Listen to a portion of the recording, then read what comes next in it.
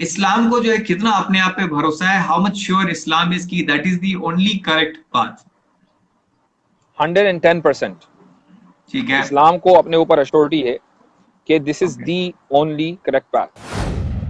अच्छा, एक चीज जो कहते हैं कि अल्लाह के मर्जी के बगैर एक पत्ता भी नहीं हिल सकता, तो आपके पीछे जो है काफी सारे पत्ते हिल रहे हैं, तो ये इसको आप कैसे समझते हैं? मतलब what are we suppose to understand from this? अगर मैं उसी तरीके से इस्लाम से भी कोई चीजें पिक करूं, तो मुझे जो है नहीं, वो पिक मतलब कीजिए ना। अपने सिस्टम के लिए। मैं इसीलिए बात लॉजिकल होनी चाहिए, बात थियोरेटिकल नहीं होनी चाहिए कि अगर मैं ये करूं। आप कीजिए, आप पिक कीजिए इस्लाम में, और उसके बाद हो सकता है कि मेरे पास जवाब हो और मैं आपको जवाब दूं, और ये भी हो सकता है कि मैं कम पढ़ा लिखा हूं, मेरे पास जवाब ना हो, तो मुझसे एक ज्यादा पढ़ा लिखा कोई होगा, उसके पास जवाब होगा। ऐसा कोई सवाल आज तक दुनिया में नहीं है जिसका जवाब इस्लाम के पास नहीं है। ये तो हो सकता है कि मेरे पास ना हो, इस्लाम के पास जरूर है।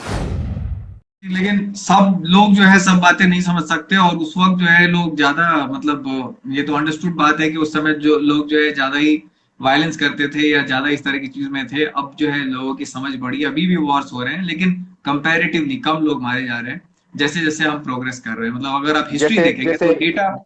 जैसे जैसे इराक में 3 लाख मर गए, ये कम लोग हाँ हैं? तो 1400 साल पहले आप सल्लम के जमाने में आपको मालूम है कितनी जंगें हुई हैं? नहीं पता, लेकिन बहुत सारी हुई हैं। 30 हुई हैं। हम्म। ठीक है। हम्म। आपको मालूम है डेथ टोल कितना है उसमें? नहीं पता, बताएं आप। 1,000। 30 अच्छा। जंगों में 1,000 लोग। आपकी इराक वार में अकेले 3 लाख हैं, वो भी ऑफिशियल डेटा है, वरना मिलियन है। ठीक है, अफगानिस्तान का लगा लीजिए, उसके बाद सेकंड वर्ल्ड वॉर लगा लीजिए, फर्स्ट वर्ल्ड वॉर लगा लीजिए, कई मिलियन तो इंसान ने 100 साल में मार दिए। और ठीक है, 4-5 जंगों में मार दिए, वहां 30 हम्म। जंगों में 1,000, और वो भी दोनों तरफ की कैजुअलिटीज। तो आप ये हम्म। कैसे कह सकते हैं कि अब इंसान जो है वो सिविलाइज्ड हो गया? अब वो कम मार रहा है, पहले ज्यादा मारता था।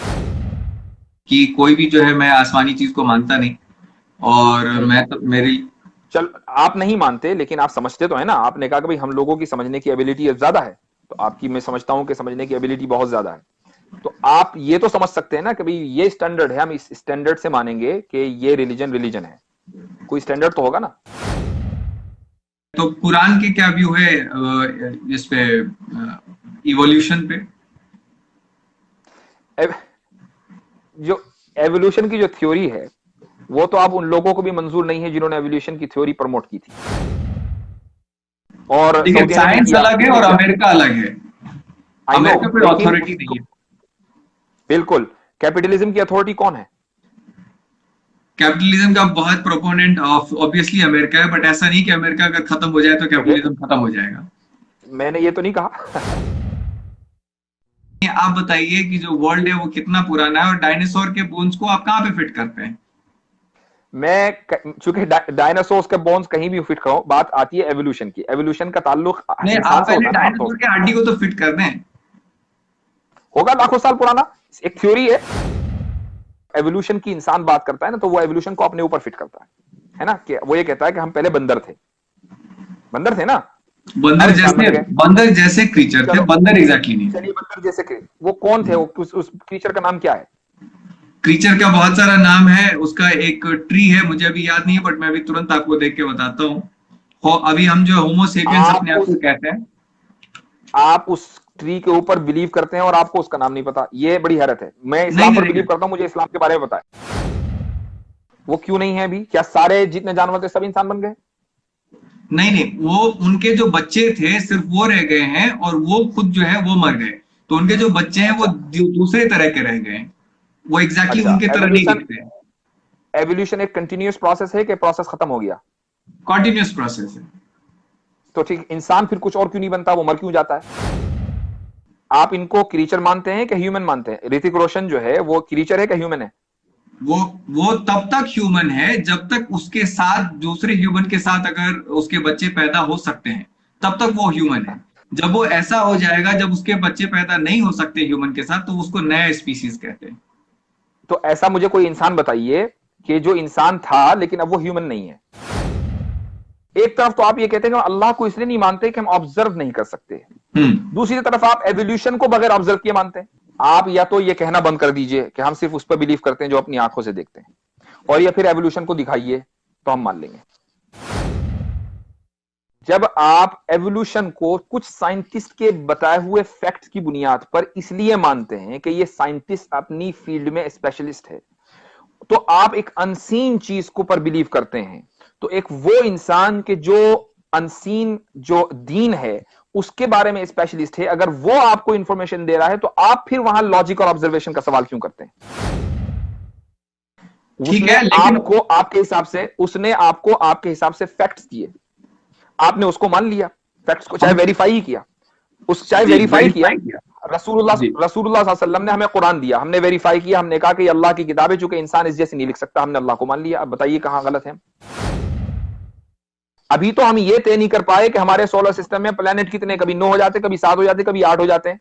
अरे जब हम अपना सोलर सिस्टम नहीं समझ पाए तो वो जात के जिसने इस पूरी कायनात को, जिसके अंदर हंड्रेड्स ऑफ थाउजेंड बल्कि मिलियंस ऑफ मिलियन गैलेक्सीज हैं, उसको बनाया, तो साइंस उसके बारे में कैसे फैसला करने की अथॉरिटी रखती है? मतलब इस तरह की जो बातें हैं ये आपका बिलीफ की बातें हैं, इसकी जो है कोई मतलब टेंजिबल प्रूफ्स नहीं है कि ब्लैक होल देखा है आपने? ब्लैक होल देखा है? नहीं देखा है। किसने बताया आपको? साइंस ने बताया, टीवी नेटवर्क, इन सब इंटरनेट ने बताया। हाँ, तो उस पर तो आपने बिलीव कर लिया। एक टीवी नेटवर्क पे एक न्यूज एंकर बता रहा है कि ब्लैक होल की बकायदा फोटो है ना। हमारे पास तो कुरान हमारे सीने में महफूज है, आप तो फोटो देखकर यकीन करते हैं, हम तो कुरान पढ़ते हैं, अपने सीने में महफूज रखे हुए हैं, और उस कुरान में कोई गलती नहीं निकाल सकता, उसका कोई रिप्लेस नहीं कर सकता। तो अब हम उस पर बिलीव ना करके ब्लैक होल पे बिलीव कर लें, जो एक साइंटिस्ट ने वैसे ही आपको बता दिया। चंद महीनों के नहीं, चंद दिनों के अंदर पता चल जाता है कि न्यूज फेक है कि ऑथेंटिक है।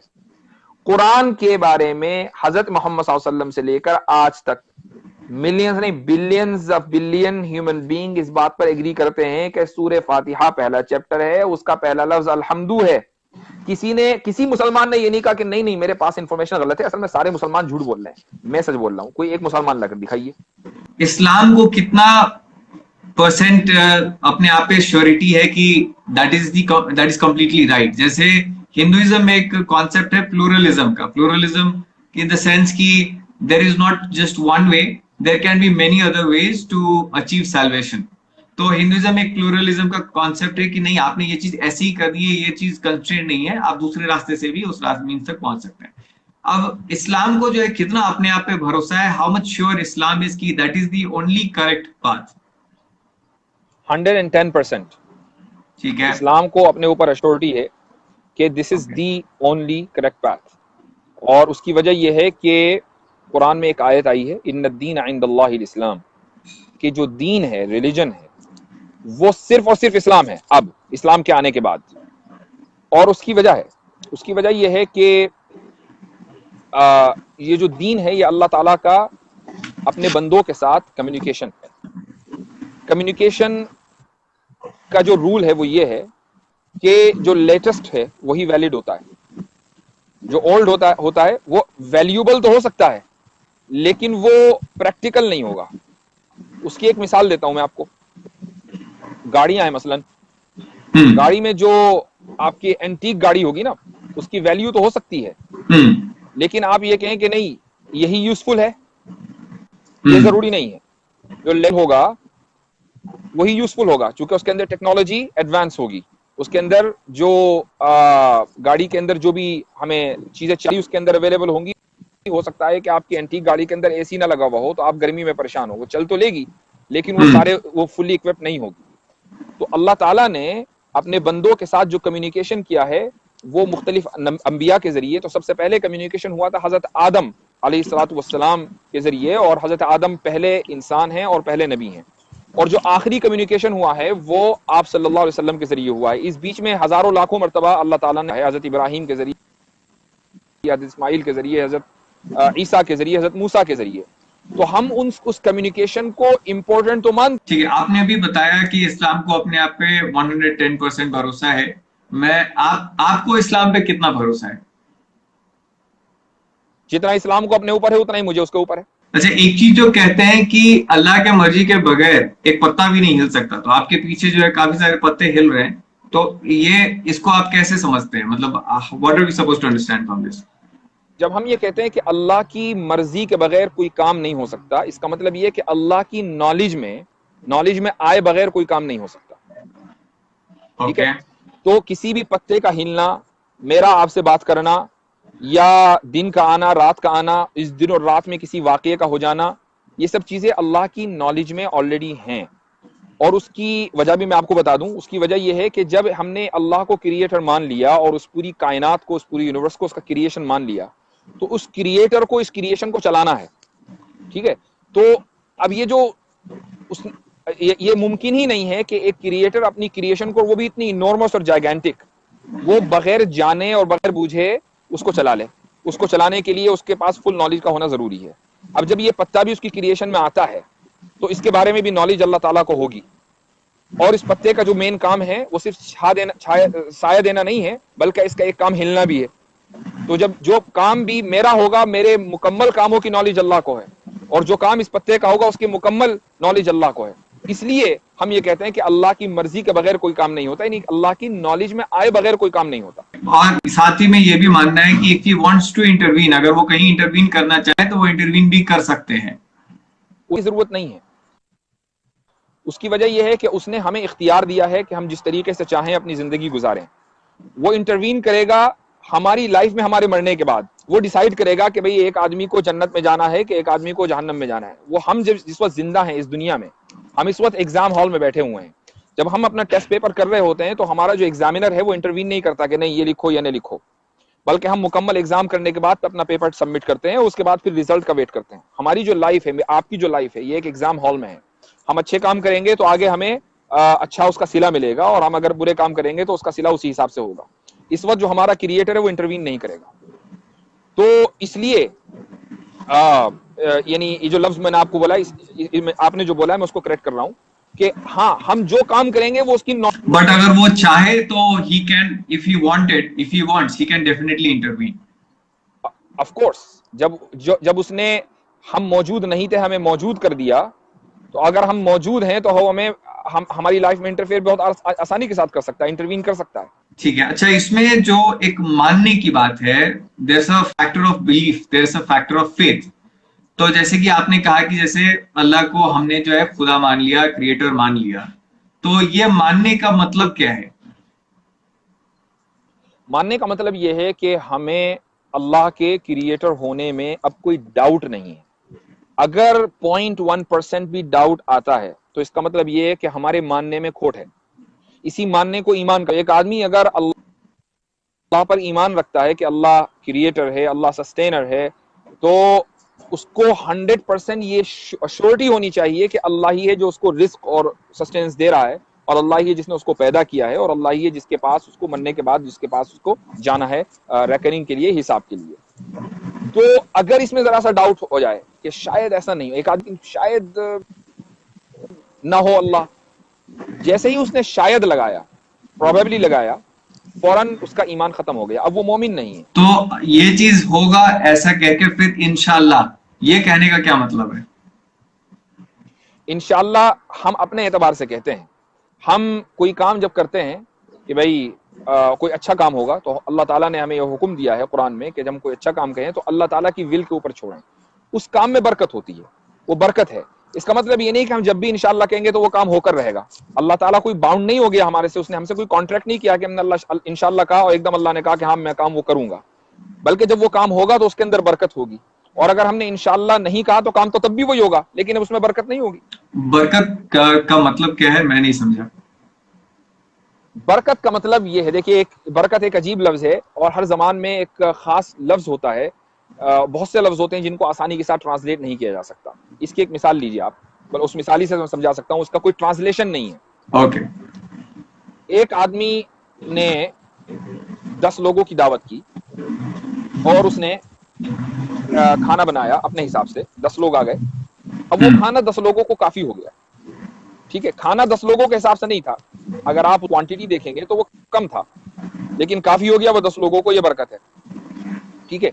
एक आदमी ने 15 लोगों का खाना बनाया और 10 लोगों को बुलाया, और 10 लोगों ने 15 लोगों का खाना खा लिया और अभी भी हंग्री हैं, वो अभी भी पेट नहीं भरा। इसका मतलब ये कि खाने में बरकत नहीं हुई। तो बरकत का ताल्लुक क्वांटिटी से नहीं है, बल्कि बरकत का ताल्लुक है सेटिस्फैक्शन से। मेरा जो विचार है वो अलग है। इसी तरीके से हिंदू होते हैं, उनका एक अलग स्कूल ऑफ थॉट है, जो रिलीजियस हिंदूज हैं। फिर आपके क्रिश्चियंस हैं उनका एक अलग है, जूस हैं उनका अलग थॉट है। तो इनका जो को एग्जिस्टेंस हो सकता है, हाउ कैन वी को एग्जिस्ट व्हेन यू से यू आर 110% राइट? देखिए ऐसा है कि को एग्जिस्टेंस का सवाल जो है जब आप एक मुसलमान से करते हैं जो ट्रू प्रैक्टिसिंग मुस्लिम है, ये सवाल ही गलत है, चूंकि इस्लाम ही तो को एग्जिस्टेंस में बिलीव करता है। एक इसकी एक मिसाल लीजिए। मैं एक हम्म मुसलमान हूं और मैं आप सल्लल्लाहु अलैहि वसल्लम को मानता हूं, अपना रसूल और अपना प्रॉफिट। हम्म इसका मतलब ये नहीं है कि मैं हजरत ईसा को नहीं मानता, इसका हम्म मतलब ये नहीं कि मैं हजरत मूसा को नहीं मानता या हजरत इब्राहिम को नहीं मानता। हम्म मैं आप सल्लल्लाहु अलैहि वसल्लम से पहले जितने भी अंबिया आए हैं, अगर मैं उनको नहीं मानूंगा तो मैं मुसलमान नहीं हो सकता। इसके हम्म अलावा को एग्जिस्टेंस और क्या हो सकती है? अब आप एक क्रिश्चियन से पूछें कि भाई आप मोहम्मद सल्लल्लाहु अलैहि वसल्लम को प्रॉफिट और मैसेंजर मानते हैं, वो कहेगा नहीं। तो इसका ठीक है। मतलब ये है कि आप सवाल क्रिश्चियंस और जूस और हिंदूज से करेंगे कि आप को एग्जिस्टेंस में बिलीव क्यों नहीं करते। ये सवाल मुसलमान से नहीं होगा, क्योंकि मुसलमान को तो सबको मानना है, इनफैक्ट उन नबियों को भी मानना है जिनके नाम हमें नहीं मालूम। ठीक है, हम्म ऐसा हो सकता है कि हिंदुइज्म में कुछ अंबिया कुछ प्रॉफिट्स आए हों जिनका नाम हमें नहीं मालूम है, हमें उनको भी मानना है। हम्म तो चूंकि कुरान में सारे अंबिया सारे प्रॉफिट्स के नाम तो मेंशन नहीं है, यही को एग्जिस्टेंस है जिसकी दावत इस्लाम देता है।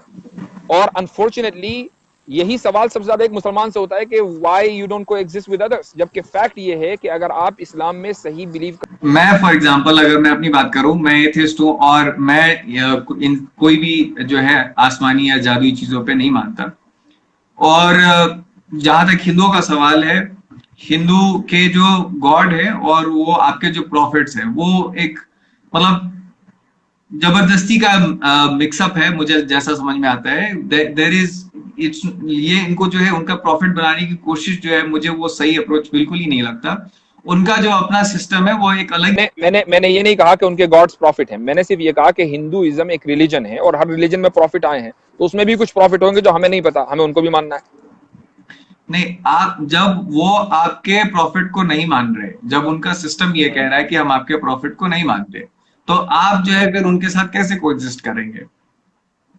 वो इसलिए कि जब हमने ये कहा कि प्रॉफिट्स का मकसद ये होता है कि अल्लाह और बंदों के दरमियान कम्युनिकेशन का एक जरिया बने, तो हम ये नहीं कह सकते कि इस्लाम से पहले जो अल्लाह ने कम्युनिकेशन किया वो सारे कम्युनिकेशन फॉल्स थे, ये नहीं कह सकते हम। ये तो कह सकते हैं कि हम वो एक्सपायर्ड हो गए, लेकिन हम उनको फॉल्स नहीं कह सकते, हमें उस कम्युनिकेशन को भी मानना पड़ेगा। अगर हमने ये कह दिया कि नहीं जी हमारा कम्युनिकेशन तो ठीक है, बाकी जो कम्युनिकेशन है वो फॉल्स है, इसका मतलब ये है कि हम इस प्रिंसिपल को डिनाई कर रहे हैं कि अल्लाह ने आप सल्लल्लाहु अलैहि वसल्लम से पहले कभी कोई कम्युनिकेशन बंदों से किया है, हम इसको डिनाई कर रहे हैं और इसको हम डिनाई नहीं कर सकते। ये लॉजिक है उसके पीछे। ठीक है, फाइन। कोई ऐसा नहीं है कि हम कोई मिक्स मैच कर रहे हैं, बल्कि वो एक लॉजिकल चीज है, उसको आप डिनाई करके। चूंकि जब हमने ये कहा, एक और मैं आपको बताता हूं, जब हमने ये कहा कि भाई आप सल्लल्लाहु अलैहि वसल्लम से पहले जितना कम्युनिकेशन हुआ हम उसको नहीं मानते, तो सामने वाला कहेगा ठीक है, तो फिर इस बात की क्या दलील है कि आप सल्लल्लाहु अलैहि वसल्लम के साथ अल्लाह ने कम्युनिकेशन किया है? जब हम इस आखिरी कम्युनिकेशन को मान रहे हैं तो हमें पहले वाले को भी मानना पड़ेगा। तो मतलब आपका बेसिकली ये कहना है कि उस समय अल्लाह ने जो है कहा वो हिंदुओं को कि तुम अभी जो है बुत परस्ती करो, that is fine, but later on नहीं नॉट। नहीं नहीं एक मिनट, मैं नहीं। मुकम्मल कर लूं अपनी बात। और इसके बाद जो है प्रॉफिट को भेजा और उन्होंने जो है करेक्ट किया कि नहीं, अब जो है तुम बुत की पूजा मत करो, अब जो है तुम हमारे सिस्टम पे आ जाओ और ये सही मैसेज है, ऐसा? देखिए, हम्म बाय प्रिंसिपल जितने भी फंडामेंटल्स में जितने भी अंबिया प्रॉफिट्स आए हैं वो सब एक दूसरे से एग्री करते हैं। मिसाल के तौर पर हजरत आदम से लेकर आप सल्लल्लाहु अलैहि वसल्लम तक एक पैगाम है, वो है वहदानियत का, यानी एक अल्लाह को मानना है।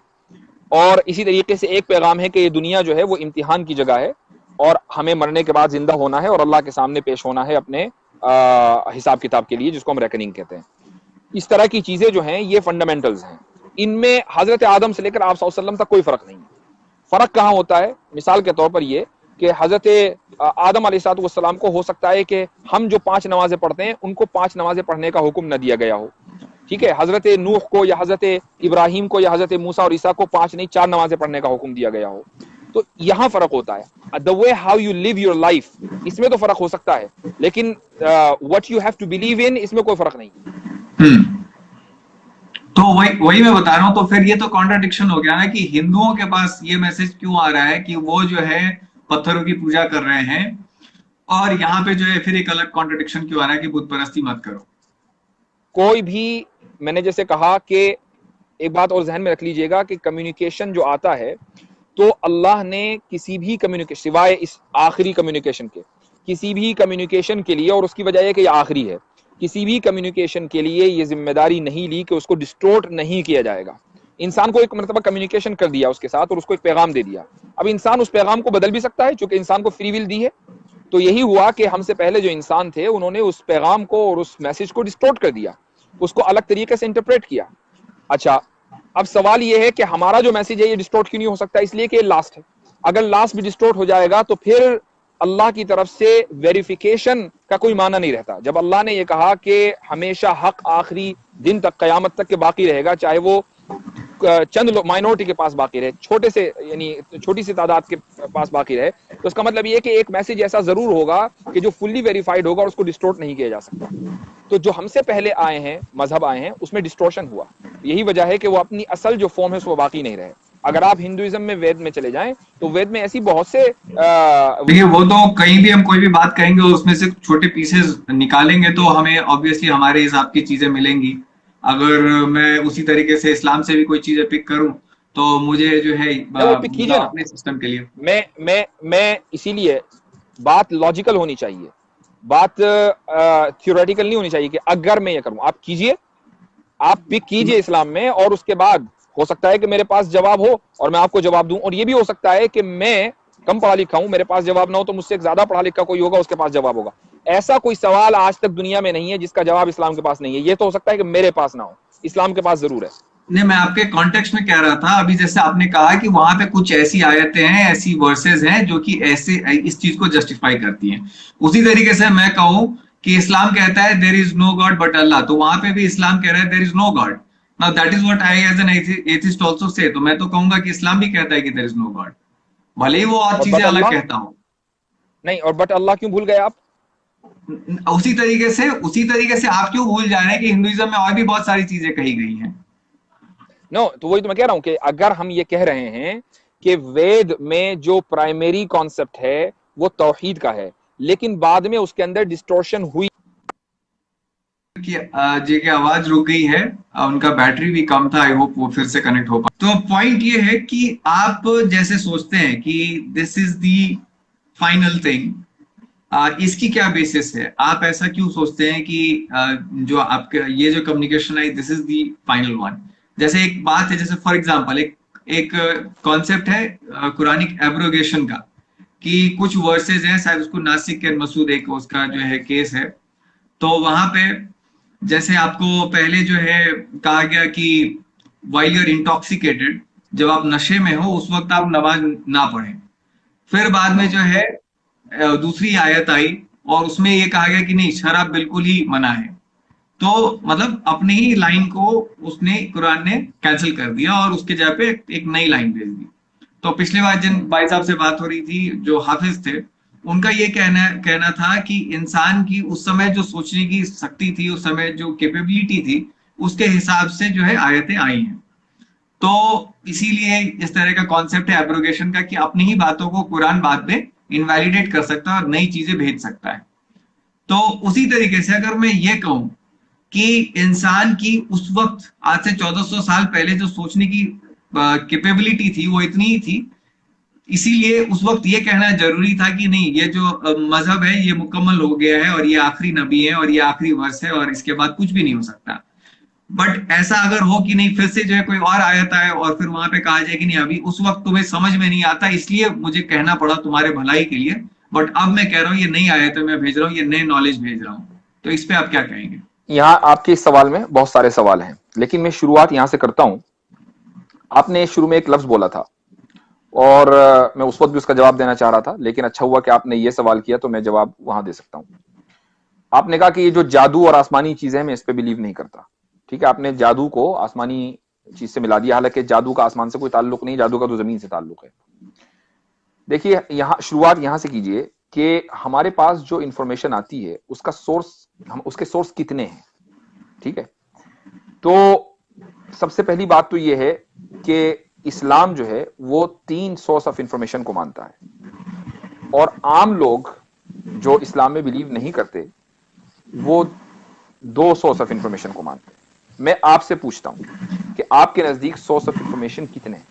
Source of information the world खुद ही है, जो दुनिया है वही खुद है मेरे लिए, वही मेरे लिए किताब है, और उसको ही देख के मैं इन्फर करता हूँ कि क्या सही है और क्या गलत है, क्या मुझे क्या चीज तो करना एक चाहिए सोर्स क्या ऑफ नहीं। इंफॉर्मेशन है, हम्म। एक सोर्स ऑफ इंफॉर्मेशन है ना? ठीक है, हाँ एक सोर्स है। और जो है, अगर मुझे कोई किताबों में लिख के बताता है तो मैं उसको वेरीफाई करता हूँ, या फिर उसकी क्या वेरिफिकेशंस है, उसके बेसिस पे मैं अपने फाइंडिंग्स को जो है इंश्योर वेरीफाई करता हूँ कि वो कैसे सही करते हैं, कैसे करते हैं वेरीफाई? है। जो साइंस का कॉन्सेप्ट है उसमें तो एक्सपेरिमेंट्स का कॉन्सेप्ट है। फॉर एग्जांपल, मैं जब 10 क्लास में था तो मैंने जो है gravitation acceleration due to gravity को फाइंड आउट करने के लिए जो एक्सपेरिमेंट्स किए, या फिर सेल को देखने के लिए मैंने ऑनियन के स्लाइसेस जो है माइक्रोस्कोप के नीचे रखे। फिर इसके बाद मैं जैसे 11 12 में गया, उस वक्त मैंने और एक्सपेरिमेंट्स किए। फिर इसके बाद इंजीनियरिंग में था उस वक्त और एक्सपेरिमेंट्स किए। तो इसको एक्सपेरिमेंट्स इसको और छोटे, मैथमेटिकल इसको एक लफ्ज में, जो आप कह रहे हैं इसको एक लफ्ज में रीजनिंग कहते हैं, है ना? Reasoning with experiments. ठीक है, रीजनिंग विद एक्सपेरिमेंट आपका दूसरा सोर्स ऑफ इंफॉर्मेशन है। अब मैं आपको बताता हूं कि आपके पास ये 2 सोर्स ऑफ इंफॉर्मेशन है, हमारे पास 3 है। सबसे पहले इन 2 सोर्स ऑफ इंफॉर्मेशन को देखिए। आपने कहा जो दुनिया मेरे सामने है ये मेरी ये सोर्स ऑफ इंफॉर्मेशन है। असल में ये सोर्स ऑफ इंफॉर्मेशन नहीं है, बल्कि इसकी इंफॉर्मेशन आप लेते हैं, ये सोर्स नहीं है। उसके बारे में आप जानना चाहते हैं, जिस चीज के बारे में आप जानना चाहें वो सोर्स नहीं होती, सोर्स होती है दूसरी चीज। वो सोर्स क्या है? आप जब दुनिया को देखते हैं तो आपकी आंख सोर्स है। आप जब दुनिया को चखते हैं, अगर वो खाना है, तो आपकी जबान सोर्स है। आप जब टच करते हैं तो आपका जो एबिलिटी टच है वो सोर्स ऑफ इंफॉर्मेशन है। ठीक है, सुनने की जो सलाहियत है वो सोर्स ऑफ इंफॉर्मेशन है। ये जो सोर्स है इनमें से हर एक का अपना एक जुरिस्डिक्शन है ना? आप अगर चाहें कि आप अपनी आंख से सुन लें और अपने कान से देख लें तो आप 7 मर्तबा पैदा हो जाएंगे, ये काम नहीं कर सकते। ठीक है, it is beyond your ability. इसका मतलब यह है कि हर लेट मी कंप्लीट। इसका मतलब यह है कि हर सोर्स का अपना एक जुरिस्डिक्शन है जिसके बाहर वो चीज नहीं जा सकती। ठीक है, ये तो हो गई हमारी जिन चीजों को हम ऑब्जर्व करते हैं। अब आ जाइए आप रीजनिंग विद एक्सपेरिमेंट में। आप एक्सपेरिमेंट किस चीज का करेंगे? उस चीज का ना जो आपके सामने मौजूद है, जिस चीज को आप टच कर सकते हैं, जिस चीज को आप देख सकते हैं, उसी का तो एक्सपेरिमेंट करेंगे। इसी तरीके से जो रीजनिंग है वो भी उसी चीज में चलेगी जो चीज आपको नजर आ रही है। मिसाल के तौर पर आप एक घर में बैठे हुए हैं, ठीक है, तो उस घर की आपको ईंटें, आप उस दीवार, आपको आप चेयर पे बैठे हुए हैं, वो चेयर, आपको कंप्यूटर नजर आ रहा है। लेकिन साथ में आपकी अकल ने यह भी कहा कि भाई ये जो घर बना है ये खुद ब खुद नहीं बन गया, बल्कि उसके पीछे एक आर्किटेक्ट था, उसके पीछे इंजीनियरिंग है, वो इंजीनियर ने कॉन्ट्रैक्टर को बुलाया, उसके बाद मजदूर आए, फिर ये घर बना। राइट, ये जो आप इस नतीजे पर पहुंचे हैं ये किससे पहुंचे हैं? ये आप अपनी रीजनिंग से पहुंचे हैं। इसका लेकिन जिस तरीके से आपके जो 5 सेंसेस हैं उनका एक जुरिस्डिक्शन है, ऐसे ही आपकी अकल का एक जुरिस्डिक्शन है। जिस तरीके से वो अपने जुरिस्डिक्शन से क्रॉस नहीं कर सकते, आपका अकल का भी एक जुरिस्डिक्शन है, आप उससे बाहर नहीं जा सकते। अगर आप बाहर जाएंगे तो आप गलती कर जाएंगे।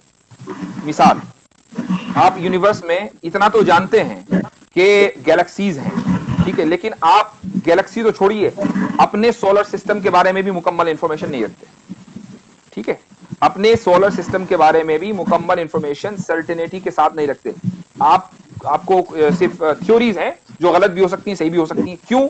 इसलिए कि अभी आप वहां पहुंचे नहीं हैं। ठीक है, आपका जुरिस्डिक्शन वहां तक एक्सपेंड नहीं हुआ है। बिल्कुल इसी तरीके से जब हम अल्लाह के बारे में बात करते हैं, जब हम दीन के बारे में बात करते हैं, तो अल्लाह वो नहीं है जिसको हम देख रहे हैं। अल्लाह इज अनसीन, और जो अनसीन वर्ल्ड है वो हमारी अकल के जुरिस्डिक्शन से बाहर है। जब हम अपनी अकल के एक्सपेरिमेंट वहां करेंगे तो हर हाल में गलती करेंगे। लिहाजा हमें उस चीज को समझने के लिए तीसरा सोर्स ऑफ इंफॉर्मेशन चाहिए, और वो तीसरा सोर्स ऑफ इंफॉर्मेशन है रेवलेशन, जिसको हम वही कहते हैं। वो अल्लाह का कम्युनिकेशन जो इंसान के साथ हुआ है कि अल्लाह ने यह कहा कि ऐसे करना है तो ऐसे ही करना है, वही सही है। अल्लाह ने कहा वो एक है तो वही एक है, अब 2 नहीं हो सकते। अल्लाह ने कहा कि मरने के बाद जिंदा होना है तो मरने के बाद जिंदा होना है, अब वो गलत नहीं हो सकता, क्योंकि अल्लाह ने जो बातें कही हैं, जो इस्लाम का बुनियादी बिलीफ है, वो अनसीन वर्ल्ड से ताल्लुक रखता है। वो हमारे जुरिस्डिक्शन, हमारी आंखों और कानों और हमारी अकल के जुरिस्डिक्शन से बाहर है।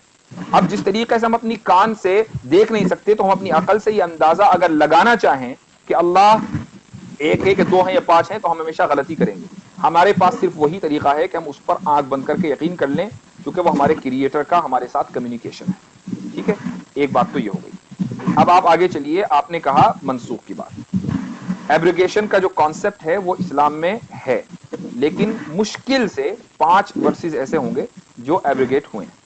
अच्छा, उसके पीछे अल्लाह ताला की हिकमत है, एक लंबा टॉपिक है जिसपे बहुत देर तक चला जा सकता है। लेकिन यहां बात इसकी नहीं है कि वो एब्रिगेशन हुआ है, लिहाजा अब पूरा दीन एब्रिगेट हो सकता है। बात यह है कि अगर अल्लाह ने अपना एक कमांड, अपना एक हुक्म भेजा, और उसके बाद जिस वक्त कुरान नाजिल हो रहा था उसी वक्त उस हुक्म को मनसूख भी कर दिया, तो कोई हर्ज नहीं है।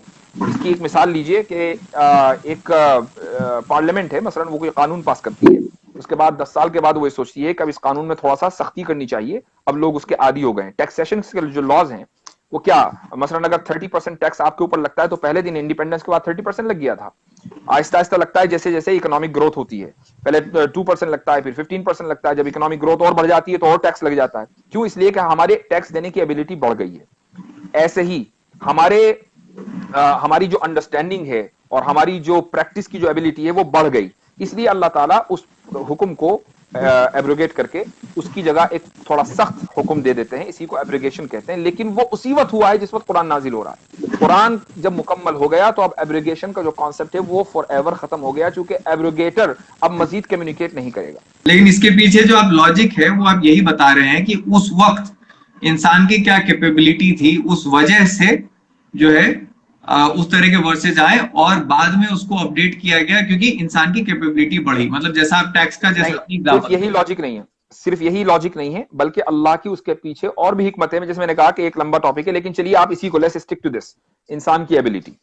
तो मेरा ये कहना है कि अगर इंसान की उस वक्त इतनी ही समझ थी कि वो जो है मतलब अपने लड़कियों को दफना रहा था, जिंदा बच्चों को दफना रहा था, तो उस वक्त के लिए ये जरूरी था कहना कि यही जो है आखिरी है और इसके ऊपर जो है कुछ नहीं आप ऐड कर सकते, क्योंकि अगर वो नहीं होता तो उस वक्त के लोग उस पर अपनी चीजें थोपते और उसके वजह से और भी जो है कोहराम मचता और इंसान का बुरा होता, इंसानियत का बुरा होता। तो इस वक्त अगर अल्लाह को ऐसी जरूरत हो कि उस वक्त उसने कह दिया हो कि नहीं अभी ये चीज मुकम्मल हो गई, अब इसमें कोई चीज ऐड नहीं होगा, लेकिन अब जब इंसान की कैपेबिलिटी बढ़ी है, अब जब पीस ज्यादा आया है, अब इंसान की समझ बढ़ चुकी है, तो अगर फिर से जो है नई आयतें नाजिल हो और जो है फिर से एक नए प्रॉफिट आए, इसकी क्यों पॉसिबिलिटी नहीं है?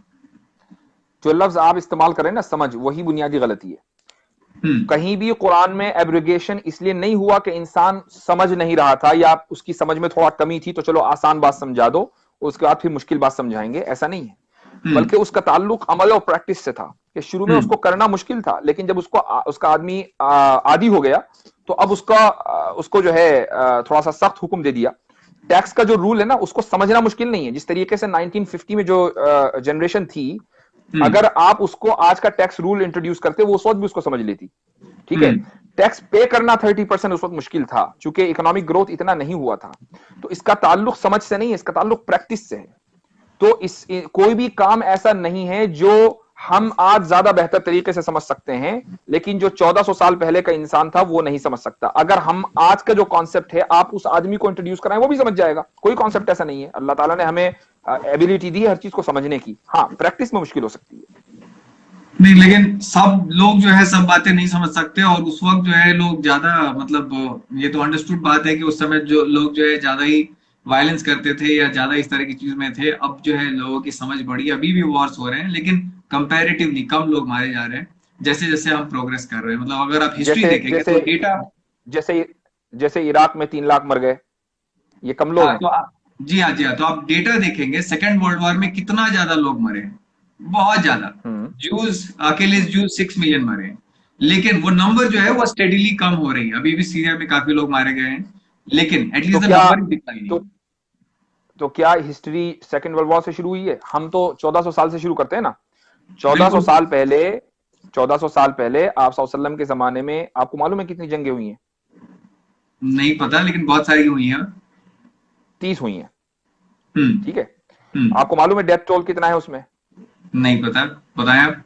1000। 30 जंगों में 1000 लोग। ठीक है, 1000 में दोनों तरफ के हैं, यानी जो मुस्लिम वॉरियर्स थे वो भी और जो नॉन मुस्लिम वॉरियर्स थे वो भी।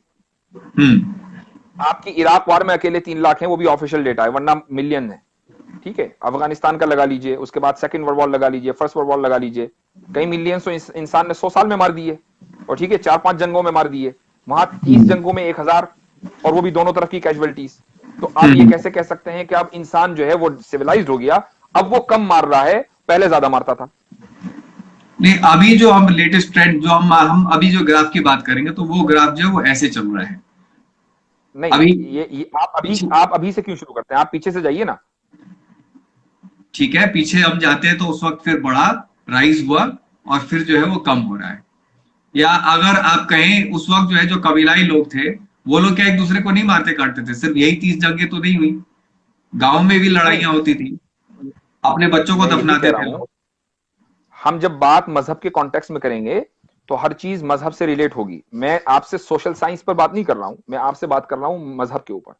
तो इस्लाम के हिस्ट्री में वॉर एग्जिस्ट करती है, तो हमें यह देखना पड़ेगा कि आज के दौर में जो वॉर्स हुई हैं उसमें जो कैजुअलिटीज हैं वो ज्यादा हैं, या इस्लाम के जो इब्तदाई दौर में वॉर्स हुई हैं उसमें जो कैजुअलिटीज हैं वो ज्यादा हैं।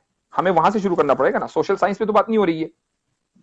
नहीं नहीं, मैं बात कर रहा हूँ, देखिए इस्लाम तो आया पूरी इंसानियत के लिए, तो मैं पूरी इंसानियत की बात कर रहा हूँ कि उस वक्त इंसान जो था उसका सेंस कम था, और अब जो है समझने की उसकी कैपेबिलिटी बढ़ी है। और अगर डेटा भी देखें तो वॉर जो है वो धीरे धीरे जो है कम हो रहे हैं और यही लोग जो है यही कम मारे बात जा रहे हैं यही धीरे बात धीरे। गलत है।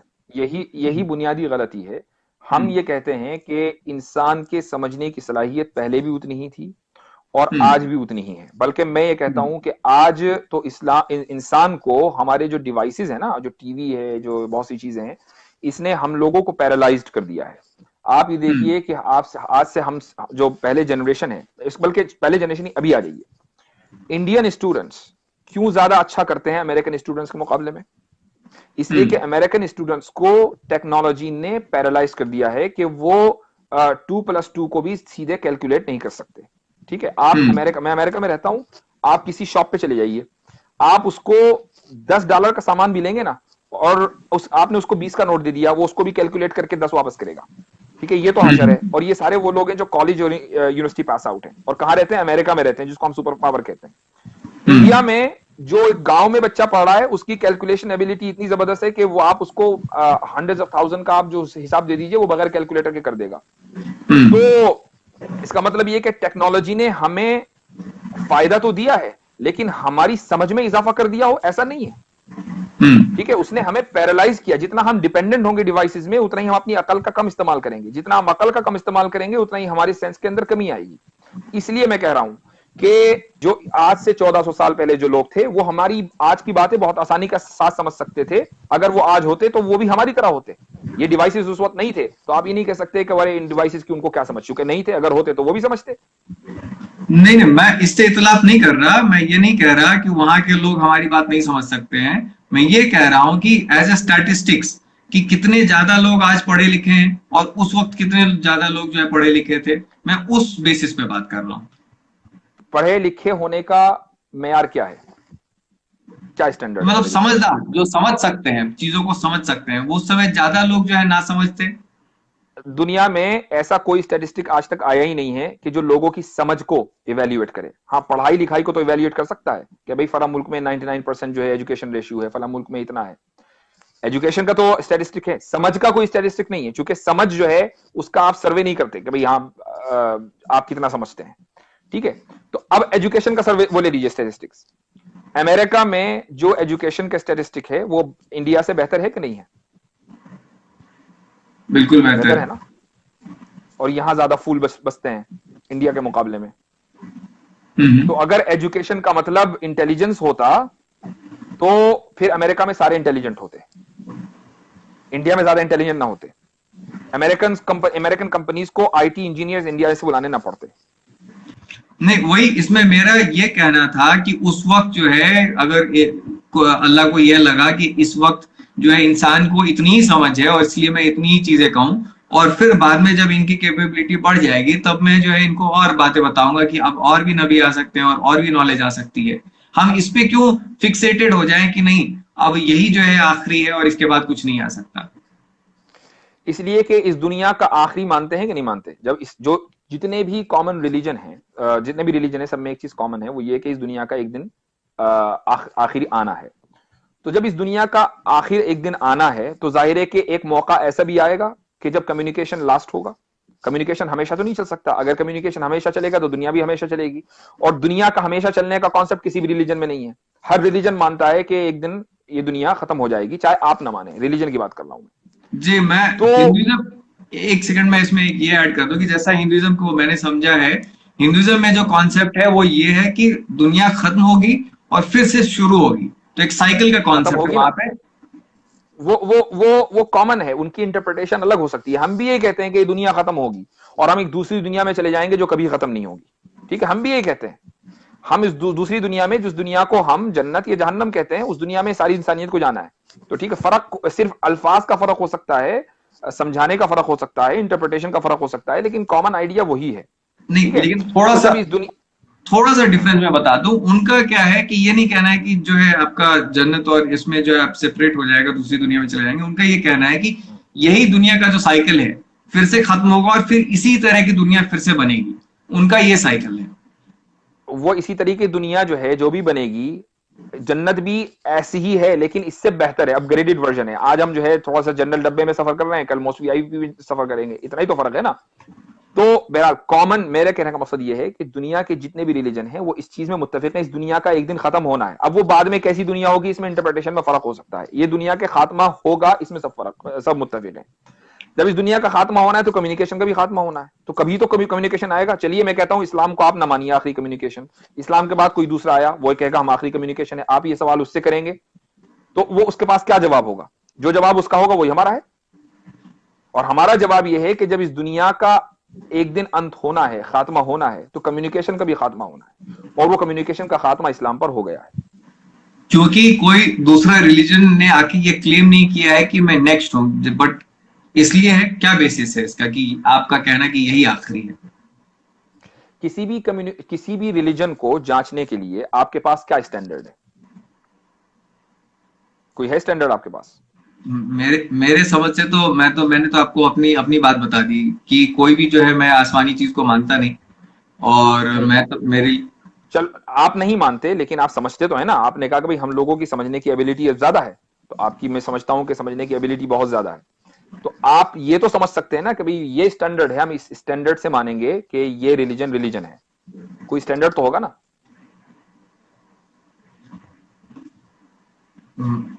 स्टैंडर्ड स्टैंडर्ड यही है कि एक दूसरे से बेहतर है, बस इतने का ही स्टैंडर्ड है।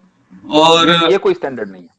क्योंकि ये कोई स्टैंडर्ड नहीं। नहीं, क्योंकि कोई, अब मेरे समझ से तो कोई अल्लाह है ही नहीं, वो तो कोई रिलीजन भेज ही नहीं सकते, मेरे समझ से तो ये है। मैं आपकी बिलीफ की बात ही नहीं कर रहा हूं, हम्म। मैं आपकी समझ की बात कर रहा हूं कि हम्म। आपकी समझ के एतबार से अगर कोई रिलीजन ये क्लेम करता है कि मैं एक रिलीजन हूं, ठीक है, तो हम्म। उसका क्या स्टैंडर्ड है? कैसे आप तय करेंगे कि हाँ भाई ये रिलीजन है? कोई तो स्टैंडर्ड होगा ना उसका, या कुछ नहीं है उसका बगैर स्टैंडर्ड के? एक ही पैमाना हो सकता है कि उसको कितना लोग फॉलो कर रहे हैं, उसके अलावा कोई उसका स्टैंडर्ड नहीं है। ये कोई फॉलो नहीं है, ये कोई पैमाना नहीं है। हमारे यहाँ मुल्क में, अमेरिका में, व्हाइट सुप्रीमेसिस्ट को फॉलो करने वाले मिलियंस ऑफ मिलियन लोग हैं। आप उनको अच्छा समझेंगे? देखिए, स्टैंडर्ड किसी भी रिलीजन का ये होता है कि उस रिलीजन के पास एक प्रॉफिट हो, मैसेंजर हो, और उसका कम्युनिकेशन अल्लाह के साथ, क्रिएटर के साथ हो, और उस कम्युनिकेशन का सबूत हो। जो ये कहे कि भाई मेरा कम्युनिकेशन अल्लाह के साथ है, तो उसका कोई सबूत तो होगा। ठीक है, वो सबूत हम वेरीफाई करेंगे। मिसाल के तौर पर कुरान हमारे पास एक सबूत है कि अल्लाह का इंसान के साथ मोहम्मद सल्लल्लाहु अलैहि वसल्लम के जरिए कम्युनिकेशन हुआ है। ठीक है, उसका सबूत कुरान है। अब आप ये कहें कि भाई इस तरह तो कोई दूसरा मजहब भी दे सकता है, बिल्कुल दे सकता है। उसकी दलील ये होगी कि अगर आप कुरान जैसा दूसरा कुरान बना दें, ठीक है, कुरान के बाद मिलियंस ऑफ मिलियन किताबें लिखी गई हैं, ठीक है, अगर कोई आदमी ये कहे भाई मैंने कुरान जैसा कुरान लिख दिया, इसका मतलब ये है कि ये कुरान जो है ना, ये अल्लाह की तरफ से नहीं आया बल्कि किसी इंसान ने बनाया था, इसीलिए मैं भी उस जैसा इंसान हूं, मेरा आईक्यू लेवल भी उस जैसा या उससे बेहतर हो सकता है, लिहाजा मैंने एक कुरान नामी किताब लिख दी। ठीक है, तब तो हम मान लेंगे कि भाई हो सकता है कि कुरान अल्लाह का कम्युनिकेशन ना हो। लेकिन जब कुरान ने चैलेंज दिया है कि आप इस जैसा पूरी किताब तो क्या एक आयत नहीं लिख सकते, और चैलेंज उन लोगों को दिया जो अरबिक लैंग्वेज में अपनी ये समझ लीजिए कि अपने राइज पर थे उस जमाने में। अरबिक लैंग्वेज की जो एलोक्वेंसी है वो अपने राइज पर थी उस जमाने में जिस वक्त कुरान नाजिल हुआ। हर एक आदमी जो है हर घर में शायर हुआ करता था अरबी का।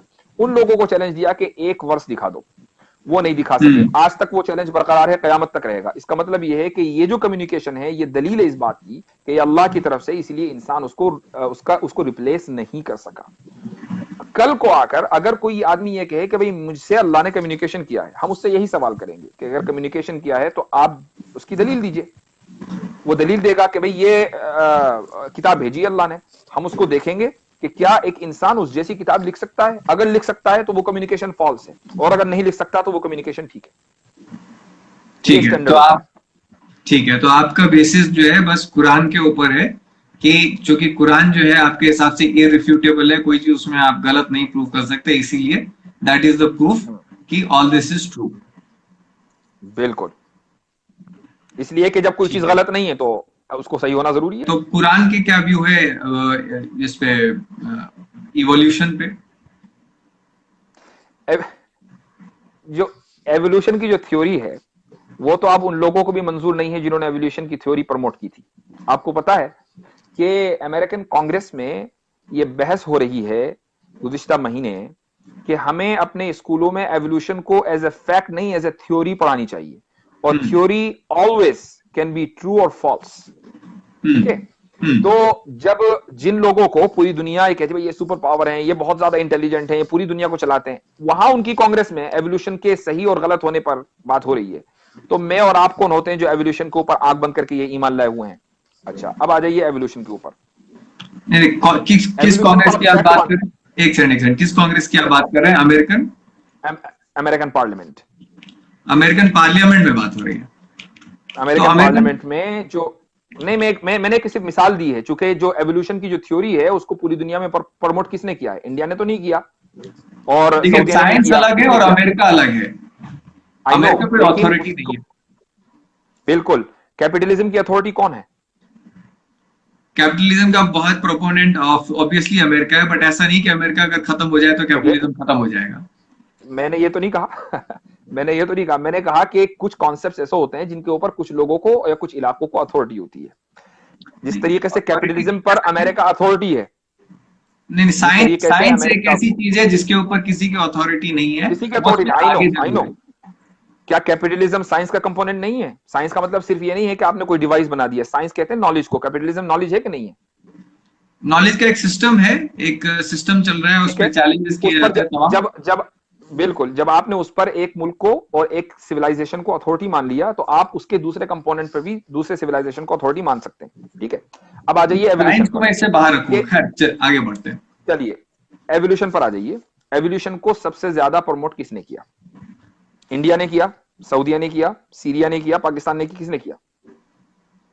अमेरिका ने किया, वेस्ट ने किया। वेस्ट ने किया। आप अगर वेस्ट ना करता आप मानते? मैं अगर मेरे पास वो फैक्ट्स लेके आया तो मुझे मानना ही पड़ता। जब मेरे पास डायनासोर का फॉसिल आएगा मुझे मानना ही पड़ेगा। ठीक है, ठीक है, तो वो आपके पास फैक्ट्स लेकर आए, इसका मतलब वो चैंपियन है, आपसे पहले चैंपियन कर चुके, इसलिए वो आपके पास फैक्ट्स लेकर आए तो आपने मान लिया। ठीक है, अब जो आपसे पहले चैंपियन हो चुका वही खुद कह रहा है कि ये थ्योरी है, फैक्ट नहीं है, तो उस सिस्टम को वो गलत प्रूव करे, उससे फर्क नहीं पड़ता। इसका मतलब ये है कि अब थ्योरी के अंदर डाउट आ गया ना, उस कॉन्सेप्ट के अंदर डाउट आ गया। नहीं, देखिए वो आप किसको कोट कर रहे हैं, कौन बंदा ये कह रहा है, उस पर डिपेंड करता है, बट ये फर्क नहीं पड़ता। आप देखिए, एक सेकंड मान लें कि मैं जो हूं, आपने जो है मुझे कहा कि भाई मेरे जो ये मेरा जो वॉल है, वॉल का कलर रेड है। ठीक है, आपने मुझे बताया, तो उस वक्त जो है मुझे भी रेड जैसा दिखा, और फिर बाद में हमारे बातचीत के दरमियान कुछ वो इस तरह का स्पेशल पेंट है कि वो अब सफेद हो गया। तो अब मैं ये नहीं कहूंगा कि जनाब आपने तो कहा था कि ये रेड है, और आपने शुरू में कहा था, और आपकी ये घर है, आपकी ये इमारत है, तो आप जो कह रहे हैं वही सही होगा। भाई मुझे वो दिख रहा है व्हाइट, तो मैं कैसे मान लूं कि आप वो रेड है? तो लेकिन आपको अगर व्हाइट दिख रहा है ना, तो मुझे भी व्हाइट दिखना जरूरी है। ठीक है, मैं भी ये कहूंगा कि ये व्हाइट, हाँ जी मुझे मेरे से गलती हो गई, ये व्हाइट है। आपको तो दिख रहा है ये व्हाइट और मुझे दिख रहा है रेड, जबकि घर मेरा है, तो आप मेरी मानेंगे आपकी मानेंगे? तो उस पे जो है फिर हम डिबेट करेंगे और साइंस करेंगे। साइंस में क्या होता है कि फैक्ट्स के बेसिस पे चीजें प्रूव की जाती हैं। आप बताइए कि जो वर्ल्ड है वो कितना पुराना है, और डायनासोर के बोन्स को आप कहाँ पे फिट करते हैं? चूंकि डायनासोर्स के बोन्स कहीं भी फिट करो, बात आती है एवोल्यूशन की। एवोल्यूशन का ताल्लुक नहीं, इंसान आप से पहले होता है ना, डायनासोर के हड्डी को तो फिट कर दें। होगा लाखों साल पुराना। एक थ्योरी है, एक थ्योरी है। उसके किसी भी साइंटिस्ट ने ये नहीं कहा कि ये 1 लाख ये 21 जून एक लाख साल पहले जो 21 जून आई थी उसमें ये डायनासोर यहां मरा था और यहां उसकी दफन हुआ था। एक थ्योरी है। हर एक आदमी अपना साइंस अपने एतबार से कैलकुलेट करती है कि भाई मुख्तलिफ मेजरमेंट से उसके एतबार से हो सकता है कि ये 10,000 साल पहले हो सकता है कि 10 लाख साल पहले हो सकता सर्टेन कुछ नहीं है ना। बात आती है एवोल्यूशन की। जब एवोल्यूशन की इंसान बात करता है ना, तो वो एवोल्यूशन को अपने ऊपर फिट करता है ना, कि वो ये कहता है कि हम पहले बंदर थे ना, अब इंसान बन गए। बंदर जैसे क्रीचर थे, चलो, बंदर एग्जैक्टली नहीं थे। चलिए बंदर जैसे वो कौन थे? उस क्रीचर का नाम क्या है? क्रीचर का बहुत सारा नाम है। उसका एक ट्री है, मुझे अभी याद नहीं है, बट मैं अभी तुरंत आपको देख के बताता हूँ। अभी हम जो होमो सेपियंस आप अपने आप को उस कहते हैं। आप उस ट्री के ऊपर बिलीव करते हैं और आपको उसका नाम नहीं पता, ये बड़ी हैरत है। मैं नहीं इस्लाम नहीं पर नहीं, बिलीव करता हूं, मुझे इस्लाम के बारे में पता है। जनाब जनाब, तो मेरा नाम सुने, मेरी बात सुने। मेरा नाम क्या है, उज्जवल है या कुछ और है, उससे फर्क नहीं पड़ता। मैं आपसे बात कर रहा हूँ, और मैं जब कोई फैक्ट कहूं तो वो फैक्ट का वैल्यू है। मेरे नाम से कोई फर्क नहीं पड़ता। उसका नाम कल कोई ठीक है, चेंज कर ले, कुछ और कर ले, कोई फर्क नहीं पड़ता। अब मुझे ये बताइए कि वो जो जानवर था जो पहले मतलब जिससे इंसान बना है, वो अब है कि नहीं है? हाँ, हमारा जो आप जानवर की बात कर रहे हैं, तो एक लूसी करके एक नाम दिया गया है उनको, कि भाई ये जो हमारे सबसे जो है वन ऑफ, मतलब उस ट्री में एक एंसेस्टर थे। और आपका जो भी का सवाल है वो, कि वो थे कि नहीं, तो मतलब वो अभी है या नहीं, तो बिल्कुल अभी नहीं है। उनकी डेथ हो चुकी है। उनके पास फॉसिल्स हमें मिलते हैं। उनके जो कॉन्टिन्यूएशन है वो हम हैं। अब वो स्पीसीज हम हैं। क्यों? वो क्यों नहीं है अभी? क्या सारे जितने जानवर थे सब इंसान बन गए? नहीं नहीं, वो उनके जो बच्चे थे सिर्फ वो रह गए हैं, और वो खुद जो है वो मर गए। तो उनके जो बच्चे हैं वो अच्छा, दूसरे तरह के रह गए हैं। वो एग्जैक्टली अच्छा। उनके तरह नहीं एवोल्यूशन दिखते हैं। एवोल्यूशन एक कंटिन्यूअस प्रोसेस है कि प्रोसेस खत्म हो गया? कॉन्टिन्यूस प्रोसेस है। तो ठीक, इंसान फिर कुछ और क्यों नहीं बनता? वो मर क्यों जाता है? बन सकता है अगर अभी भी हम लड़ाइयां करते रहें। जैसे अभी भी हम सबकी गर्दन उड़ाते रहें और फिर बोले कि भाई सुन ले मेरी बात, सुन ले मेरी बात। हम्म, अगर कोई भी गोरा इंसान है, हम कहें कि कोई भी गोरा इंसान हमें पसंद नहीं है, हम उसकी गर्दन उड़ा देंगे। अगर हम इस तरीके से उड़ाते रहें तो जो बच्चे पैदा होंगे वो काले बच्चे ही पैदा होते रहेंगे, और उनकी तादाद बढ़ती जाएगी, और जो व्हाइट्स हैं वो फिर इरेज हो जाएंगे ओवर द टाइम। आप जितनी भी आपकी बातें हैं ना, वो इफ और बट हैं। मैं ये कहता हूं कि सारे इंसान तो नहीं मर रहे, यानी जंग में सारे इंसान तो जंग में नहीं मर रहे हैं। एक बड़ी तादाद ऐसी है जो बगैर जंग के पीसफुली जिंदा है। आप भी जिंदा है, मैं भी जिंदा हूं ना। मैंने कोई जंग देखी ना शायद आपने देखी होगी, जहां तक मेरा अंदाज, मैंने तो नहीं देखी। और मैं समझता हूं 172 लोग इस वक्त हमें देख रहे हैं, शायद इनमें से एक बड़ी तादाद ऐसी है जिन्होंने कोई जंग नहीं देखी। तो इसका मतलब मेजोरिटी उन लोगों की जो जंगों का विक्टिम नहीं है। ठीक है। तो अब अगर एवोल्यूशन हमसे पहले, इतना पहले हो चुका कि हम वट एवर जानवर, आप उसको बंदर कहें, बंदर जैसा कहें, हम वहां से इंसान बन गए, तो अब इंसान को भी तो कुछ और बनना चाहिए था ना। वो क्यों नहीं बना अभी तक? एक तो एग्जाम्पल हो कि भाई इंसान शेर बन गया, इंसान गधा बन गया, है ना, उल्लू बन गया, कुछ तो हो। यानी बंदर से इंसान बनना तो नजर आया, इंसान से कुछ और बनना नजर नहीं आ रहा। ये कैसा एवोल्यूशन है? जी, मैं बताता हूँ आपको। आपने कई बार देखा होगा, ऐसे बच्चे पैदा होते हैं जिनका जो दिल होता है वो बाहर निकला रहता है, वो बाहर धड़कता रहता है। ऐसे बच्चे देखे होंगे जिनके हाथ ही नहीं होते, पांव ही नहीं होते। ऐसे भी बच्चे होते हैं जिनके 6 है। हमारे यहाँ ऋतिक रोशन है, उसकी 6 उंगलियां हैं। तो ऐसे जो है क्रीचर्स पैदा होते रहते हैं ऑल ओवर द आप टाइम। इस आप इनको क्रीचर मानते हैं कि ह्यूमन मानते हैं? ऋतिक रोशन जो है वो क्रीचर है कि ह्यूमन है? वो वो तब तक ह्यूमन है जब तक उसके साथ, दूसरे ह्यूमन के साथ अगर उसके बच्चे पैदा हो सकते हैं, तब तक वो ह्यूमन है। जब वो ऐसा हो जाएगा जब उसके बच्चे पैदा नहीं हो सकते ह्यूमन के साथ, तो उसको नया स्पीसीज कहते हैं। तो ऐसा मुझे कोई इंसान बताइए कि जो इंसान था लेकिन अब वो ह्यूमन नहीं है। जी, मैं बताता हूँ। इस पे जाने से पहले मैं एक चीज बता दूं कि जब आप ये पृथ्वी गोल है या चपटी है?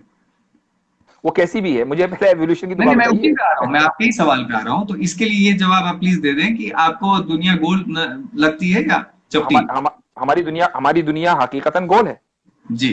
लेकिन जब आप अपना गेट खोलते हैं, जब आप अपना दरवाजा खोलते हैं, तो आपको क्या गोल दुनिया नजर आती है या चपटी नजर आती है?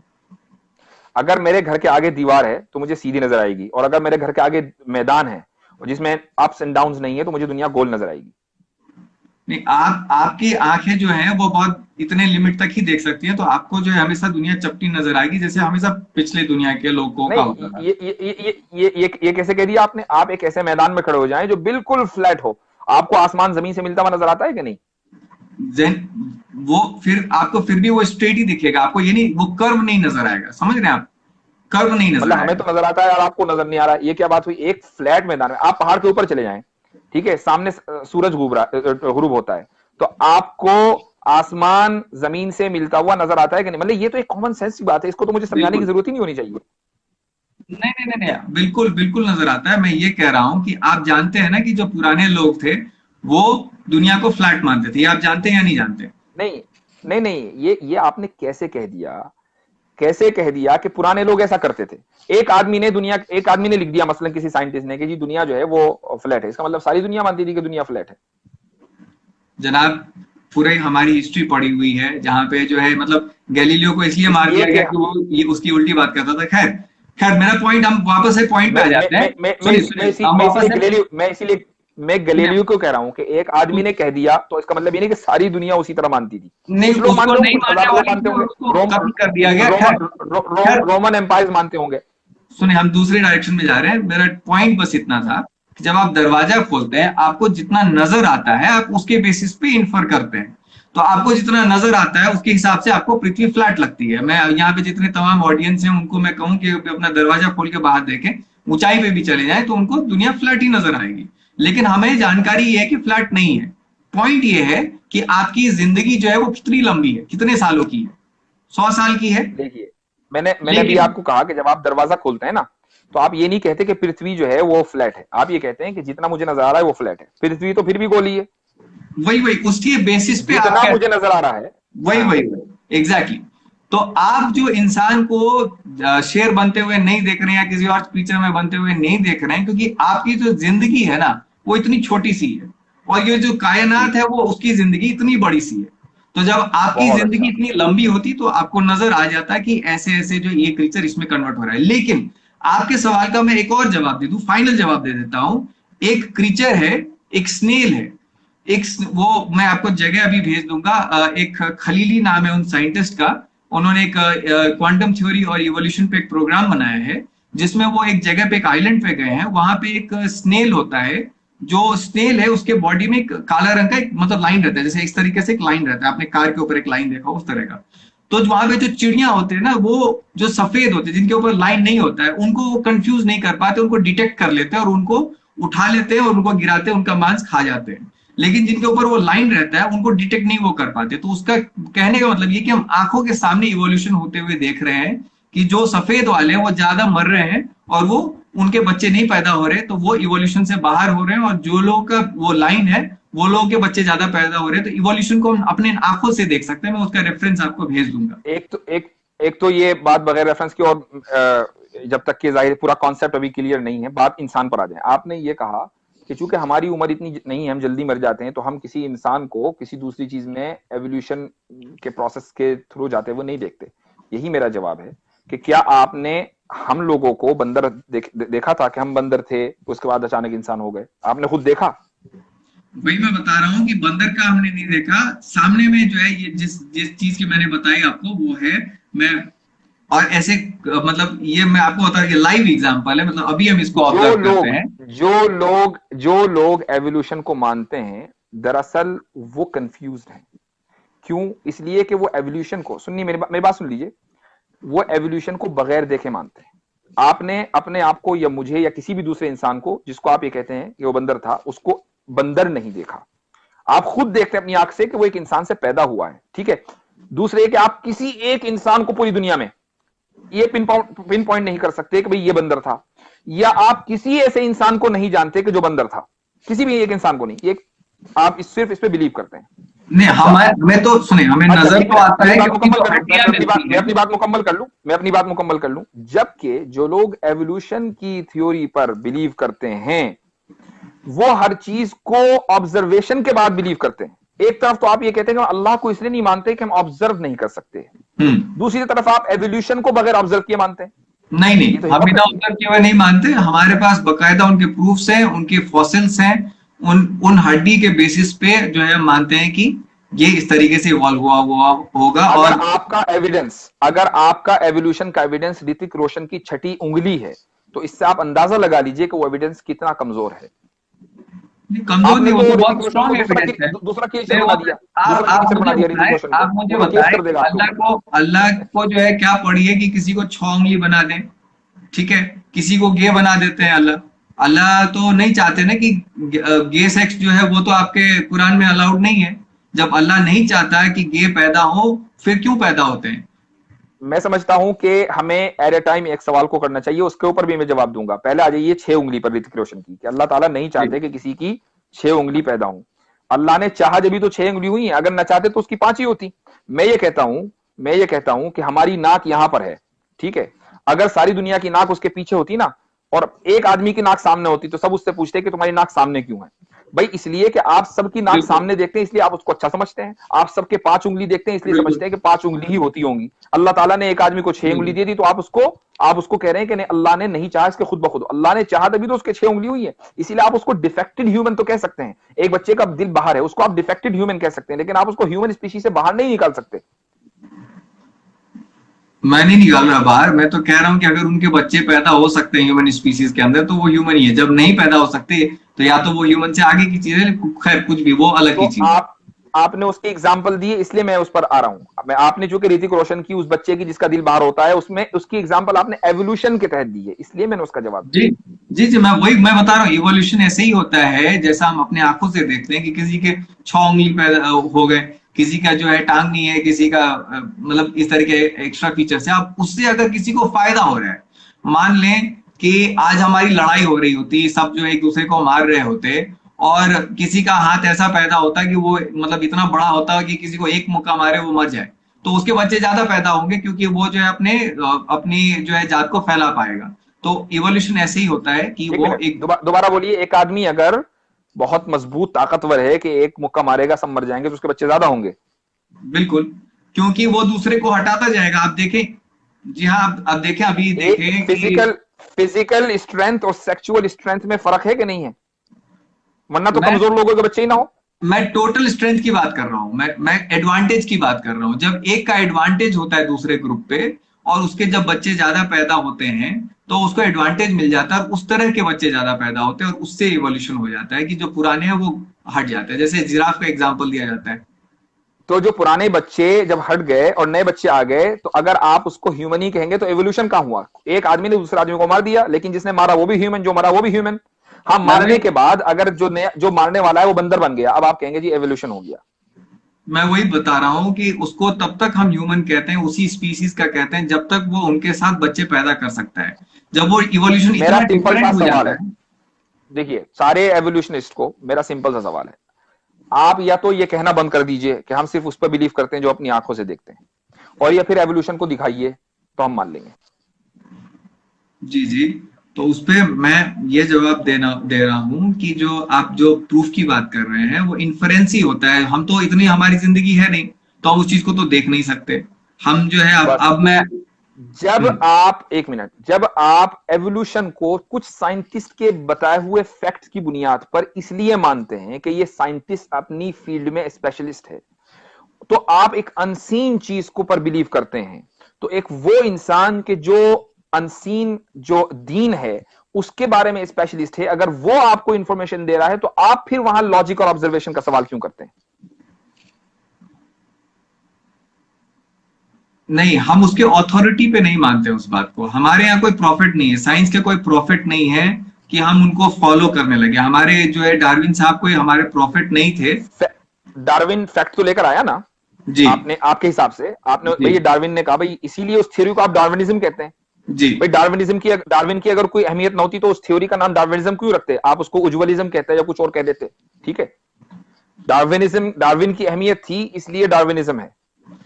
ठीक है, लेकिन उसने आपको आपके हिसाब से फैक्ट्स दिए, आपने उसको मान लिया, फैक्ट्स को चाहे हम वेरीफाई ही किया, चाहे जी वेरीफाई किया। वेरीफाई किया। रसूलुल्लाह जी, रसूलुल्लाह सल्लल्लाहु अलैहि वसल्लम ने हमें कुरान दिया, हमने वेरीफाई किया, हमने कहा कि ये अल्लाह की किताब है, चूंकि इंसान इस जैसे नहीं लिख सकता, हमने अल्लाह को मान लिया। अब बताइए कहां गलत है? जो आपका वेरिफिकेशन का सिस्टम है और जो साइंस का वेरिफिकेशन का सिस्टम है वो अलग है। मैं दो बातें बता दूं, आप कुरान का नाम क्या चेंज करना कभी कबूल कर पाएंगे? कुरान का अगर मैं नाम चेंज कर दूं, आप कभी कबूल नहीं इसलिए कि करेंगे। दुनिया में देखिए, ये बात सुनिए, ये अलग अलग दुनियाएं हैं, ठीक है।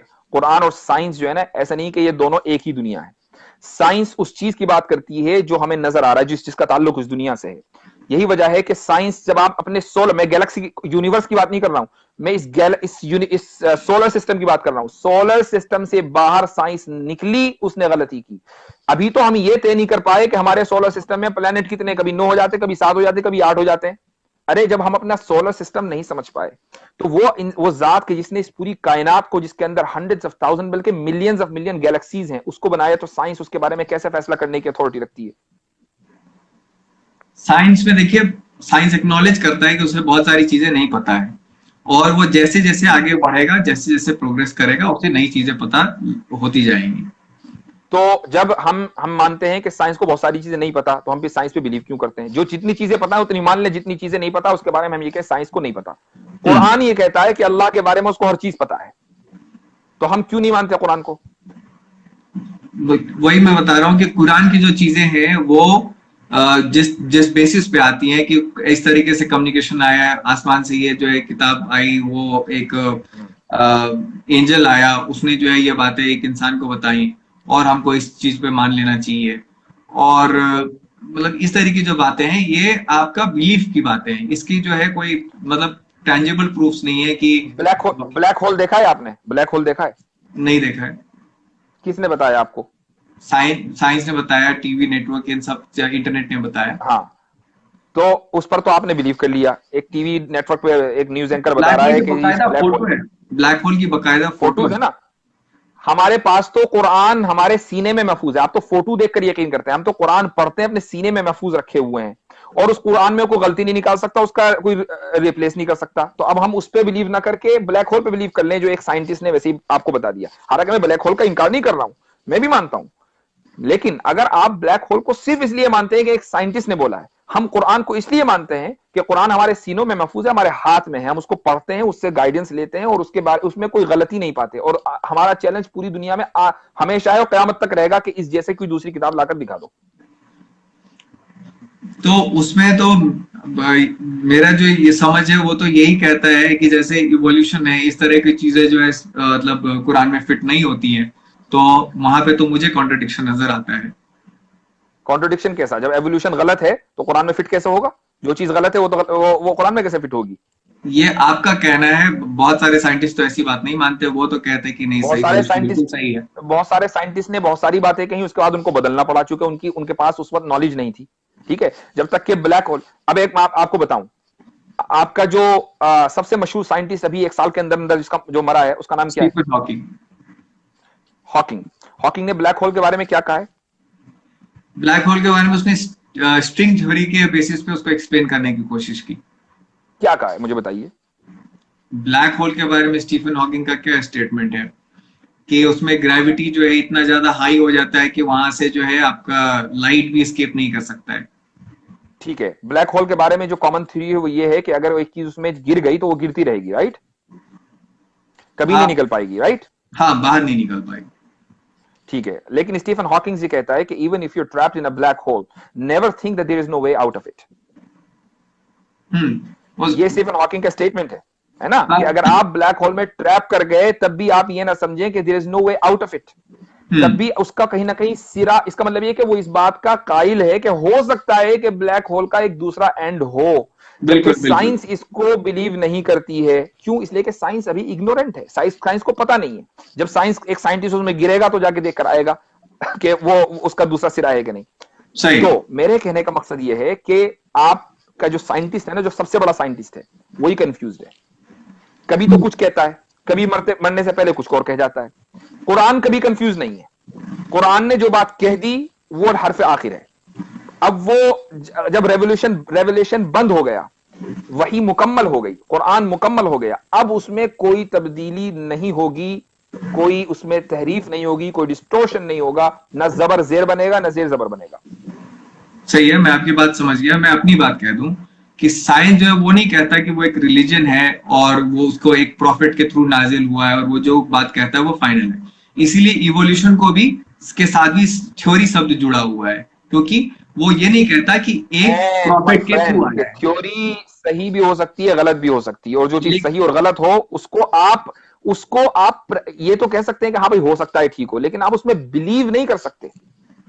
हम बिलीव फैक्ट्स के बेसिस पे करते हैं कि जितने ज्यादा हमें डेटा मिलती जाती है उसके बेसिस पे। आप सुन ले मेरी बात, अभी आप तो सुन ले। अभी तो आप ये कह रहे हैं कि एवोल्यूशन थ्योरी है। नहीं, वही मैं बता रहा हूँ ना कि थ्योरी किसको क्यों शब्द उसके साथ जोड़ा गया है, उसको एक लॉ क्यों नहीं बनाया गया है। क्योंकि हमारे यहाँ ये ऐसा सिस्टम है कि कोई प्रॉफिट आके कोई थ्योरी नहीं देता है। सारी चीजें जो जैसे है मैथ। हाइपोथेसिस होती है, सुन ले। सारी चीजें हाँ। हाइपोथेसिस होती है, उनको जब प्रूव करते हैं, रिफ्यूट करते हैं, जिनको हटा देते हैं उनको तो हटा देते हैं, जो चीज रह जाती है उनको हम वो जो है मतलब जैसे आप जाइफ हदीस और गलत सही हदीस जैसे आप रखते हैं, वैसे ही हम सही थ्योरी और गलत थ्योरी रखते हैं, और गलत थ्योरी को हटा देते हैं, जो सही थ्योरी है वो रहती रह जाती है। तो अभी तक जो डेटा मिला है उसके हिसाब से वो सही है। कल को आप कोई डेटा लेके आएंगे तो हम ये कबूल करने के लिए जो है मतलब हमको मानना ही पड़ेगा कि हमारी चीजें गलत हैं, क्योंकि यासिर जी ने ये नई चीजें लेके आए हैं। पर जब तक आप नहीं आए हैं तब तक वो थ्योरी कायम है। तो एवोल्यूशन को आप थ्योरी मानते हैं ना? हाँ, ऐसी ऐसी क्योंकि हमारे यहाँ कोई थ्योरी है प्रॉफिट ना? नहीं आ सकते। थ्योरी मैं उसकी बात ही नहीं कर रहा हूं, मैं उसकी बात ही नहीं कर रहा हूं, मैं थ्योरी की बात कर रहा हूं। थ्योरी की डेफिनेशन क्या है? हम्म। थ्योरी की डेफिनेशन वो है जो सही भी हो सकती है, गलत भी हो सकती है ना? सुन थ्योरी ले, उसी को तो कहते हैं ना सुन ले, सुन ले। भाई। सही थ्योरी एक होता वर्सेस, है एक बात करेक्ट थ्योरी। बताइए, एक मिनट, एक मिनट, नहीं नहीं, करेक्ट और रॉन्ग की बात नहीं हो रही है। थ्योरी के वर्सेस में थ्योरी के ऑपोजिट क्या चीज आती है? थ्योरी डिस्प्रूवन हाइपोथेसिस, थ्योरी के अपोजिट में ये है। थ्योरी के ऑपोजिट में आते हैं फैक्ट्स।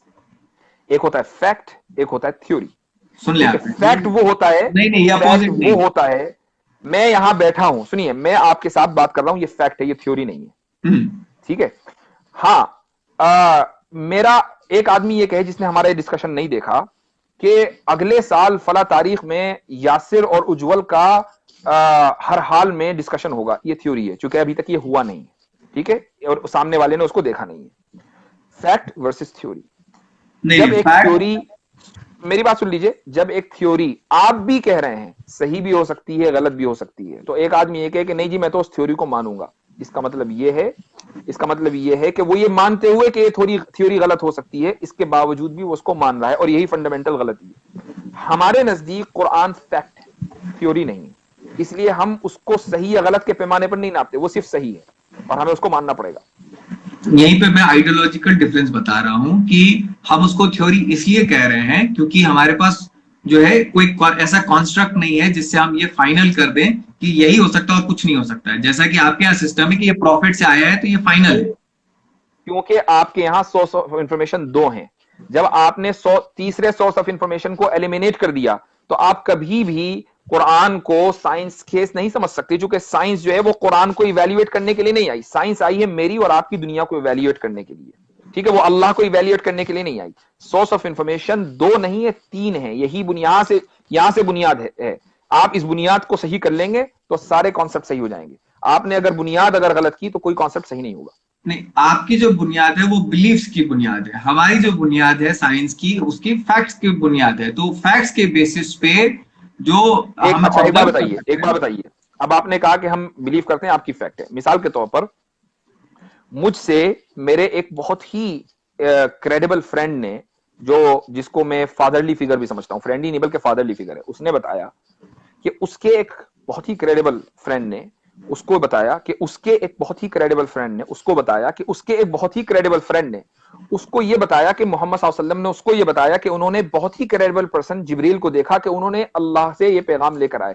अब इसमें इसमें इसमें आप कहां शक करेंगे जब सारे क्रेडिबल हैं? अब अब ये आपकी क्रेडिबिलिटी साबित हो गई ना। नहीं, आप जो है इंसानी तो हम क्रेडिबिलिटी के बेसिस पे। तो ये कोई ऐसी चीज नहीं है कि हमने कहीं सुन लिया कि हाँ भाई अल्लाह है, नहीं।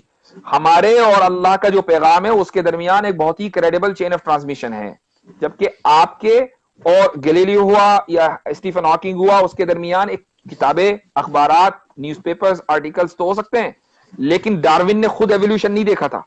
ठीक है, उसने आप कुछ एक थ्योरी गढ़ी, उसके बाद बता दिया, जी, तो हमारा आपने उसको हमारा रिजेक्ट कर लिया। वही वही मेरे और डार्विन के बीच में फैक्ट्स का कनेक्शन है कि क्या ऐसा हो सकता है, रीजनेबल है, क्या ये चीज पॉसिबल है, उसके बेसिस पे हम तो करते हैं, क्रेडिबिलिटी की फैक्ट्स बात बदलते नहीं है। नहीं, हम्म। मिस्टर उज्जवल, फैक्ट्स हम्म। बदलते नहीं है। हम्म। सूरज अगर दिन में निकलता है तो ये एक फैक्ट है, ऐसा नहीं है कि वो कभी रात में निकल जाएगा। ठीक है, हम्म। तो सूरज का निकलना ये फैक्ट, फैक्ट्स बदला नहीं करते। एवोल्यूशन की थ्योरी को आपने फंडामेंटली ये मान लिया कि अगर आप उससे आप दूसरे फैक्ट्स लाएंगे हम वो मान लेंगे। इसका मतलब ये कि एवोल्यूशन की थ्योरी फैक्ट्स के ऊपर नहीं है, बल्कि वो थ्योरी भी थ्योरीज के ऊपर डिपेंड करती है। नहीं यही नहीं फर्क है।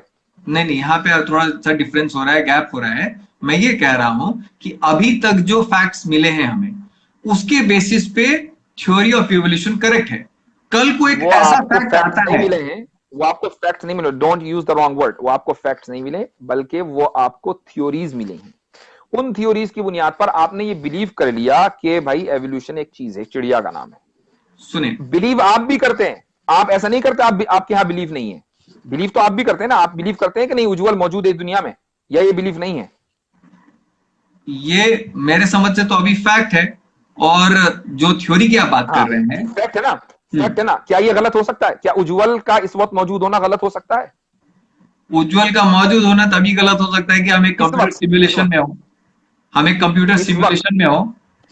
नहीं नहीं नहीं, मैं आपसे बात करने को नहीं बात कर रहा हूं। उज्जवल का इस वक्त एग्जिस्टेंस दुनिया में एक फैक्ट है हम्म। आपके नजदीक, हम्म। ये गलत हो सकता है या नहीं?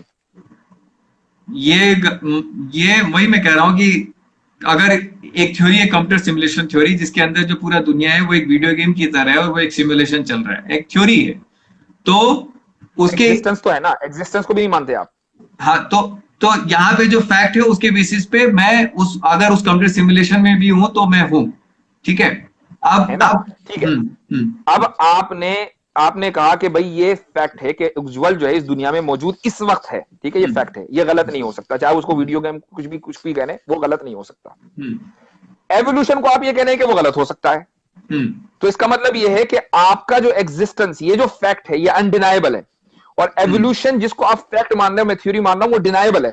तो जो हम्म। चीज डिनाइबल है उसमें आप यकीन करें, हम्म। और जो अनडिनाइबल है उसमें आप यकीन ना करें। कुरान अनडिनाइबल है, उसमें आप यकीन ना करें, ये तो और आप एवोल्यूशन कह में रहे आप हैं ना यकीन कर लें। ये क्या बात हुई? जनाब। जनाब, ये तो आप कह रहे हैं ना, ये तो जिब्राइल आके मुझे नहीं कह रहा है।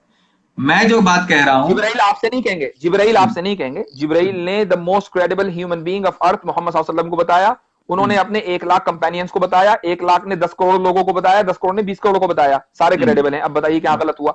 हम्म। ये चीज तो ये चीज तो ये चीज, इसके लिए किसी outer space source of information की जरूरत नहीं है इस चीज को जानने के लिए कि कुरान इस दुनिया में आया है।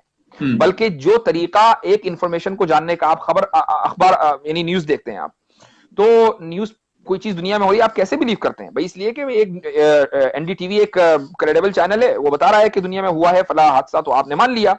तो इसी तरीके से ये जो चैनल है पूरा, ये क्रेडिबल है हमसे लेकर आप सल्लम तक के, और उसमें कहीं कोई फर्क नहीं है। हर एक ने बताया कि ये कुरान है, हर एक ने बताया कि कुरान का पहला चैप्टर ये सूरत है, हर एक ने बताया कि पहला चैप्टर यहां से शुरू होगा, किसी ने इसका उल्टा नहीं बताया। तो अब आप इसको क्यों नहीं मानते? वो वो क्रेडिबिलिटी हम कैसे मान लें कि वो बंदा जो कह रहा है वो सही कह रहा है, और जो गलत कहने वाला बंदा था उसकी गर्दन ना उड़ा दी गई हो, वो बोल ना पाया हो, इसको हम कैसे मान लें? इसलिए इसलिए इसलिए कि एक बात बताइए कि दुनिया में अगर 1 करोड़ लोग हैं, ठीक है, 1 करोड़ लोग हैं, और सब एक बात कह रहे हैं, तो क्या पॉसिबली सारे झूठ के ऊपर एग्री कर सकते हैं? बिल्कुल कर सकते हैं। कैसे? कोई ना कोई कहीं ना कहीं तो लीक होगा ना, कहीं ना नहीं, कहीं तो मैं लीक आपको एक होगा। एग्जांपल दे दूं। अगर ऐसा होता, अगर सारे एग्री करते, तो फेक न्यूज का कॉन्सेप्ट दुनिया में नहीं आता। हम जो समझ लेते हैं ना कि ये फेक न्यूज है, सोशल मीडिया पे एक वीडियो चला दी, कुछ लोगों ने यकीन किया, उसके बाद सब लोगों ने कहा कि नहीं नहीं नहीं फेक न्यूज है। चंद महीनों के नहीं, चंद दिनों के अंदर पता चल जाता है कि न्यूज फेक है कि ऑथेंटिक है। कुरान के बारे में हजरत मोहम्मद सल्लल्लाहु अलैहि वसल्लम से लेकर आज तक मिलियंस नहीं, billions of billion human being इस बात पर एग्री करते हैं कि सूरह फातिहा पहला चैप्टर है, उसका पहला लफ्ज अल्हम्दु है। किसी मुसलमान ने ये नहीं कहा कि नहीं नहीं मेरे पास इंफॉर्मेशन गलत है, असल में सारे मुसलमान झूठ बोल रहे हैं, मैं सच बोल रहा हूं। कोई एक मुसलमान लाकर दिखाइए। तो जब इंफॉर्मेशन कंसिस्ट, इसी को कहते हैं कंसिस्टेंसी, आप किसी फेक न्यूज को कैसे वेरीफाई करते हैं? आप देखते हैं कि भाई एक जी न्यूज ने एक खबर चलाई और उसके मुकाबले में एनडीटीवी ने खबर चलाई। आपने कहा भाई एनडीटीवी जो है ना वो ज्यादा मोतबर है और जी न्यूज जो है वो कम मोतबर है। मैं भक्तों की बात नहीं कर रहा हूं, मैं आम बात कर रहा हूं। तो जी न्यूज ने कहा कि जी कम मोतबर, जी न्यूज कम मोतबर है, इसलिए आपने कहा भाई ये फेक न्यूज है, कॉन्ट्रडिक्शन हो रहा है, हम एनडीटीवी की बात मानेंगे। इसका मतलब ये हुआ कि आप किसी भी न्यूज को जांचने के लिए क्रेडिबिलिटी मेयार है, ठीक है, क्रेडिबिलिटी मेयार है। अच्छा, अब क्रेडिबिलिटी दो तरीके से होती है।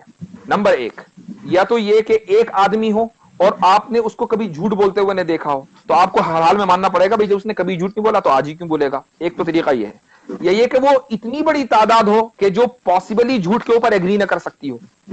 इस्लाम का जो कुरान हम तक आया है वो दोनों तरीके से आया है। मोहम्मद सल्लल्लाहु अलैहि वसल्लम को कभी उनके दुश्मनों ने झूठ बोलते हुए नहीं देखा, तो वो आप क्यों झूठ बोलेंगे? और मोहम्मद सल्लल्लाहु अलैहि वसल्लम ने वो किताब इतनी बड़ी तादाद को दी कि जो पॉसिबली झूठ के ऊपर एग्री नहीं हो सकती, तो अब झूठ उसको आप क्रेडिबल क्यों नहीं मानते? बात ये है। ठीक है, ये आपका जो है सोचने का तरीका है, बट मेरा सोचने का तरीका इसके ऊपर ये है कि मैं तो दो चीजें देखता हूँ। मुझे तो मैं तो जैसे आपको आपके साथ में बात कर रहा था पहले कि उस समय जो लोगों की सोचने की शक्ति थी, उस समय जो है प्रॉफेट मोहम्मद को लगा हो कि भाई इनको जो है अभी समझ में नहीं आएगा, मुझे अल्लाह का जो है बात इनको कहना पड़ेगा कि ये जो मैं चीजें कह रहा हूँ इनके भलाई के लिए कह रहा हूँ। लेकिन अगर मैं कह दूं कि अल्लाह नहीं है तो ये मेरे बातों पे विश्वास नहीं करेंगे, एक दूसरे को मार काट के ये मर जाएंगे। इससे बेहतर है कि आपका ये सोचना फैक्ट है कि थ्योरी? मेरा ये सोचना थ्योरी। गलत हो सकती है, सही भी हो सकती है ना? बिल्कुल बिल्कुल 100%। ठीक है, हम जो कह रहे हैं वो फैक्ट है, इसलिए कि उसकी एक चेन है, पूरा चैनल है। तो आपकी थ्योरी तो सही हो चुकी है, आपको ऐसा लग रहा है, और हमारा फैक्ट गलत हो, ये तो नाइंसाफी है।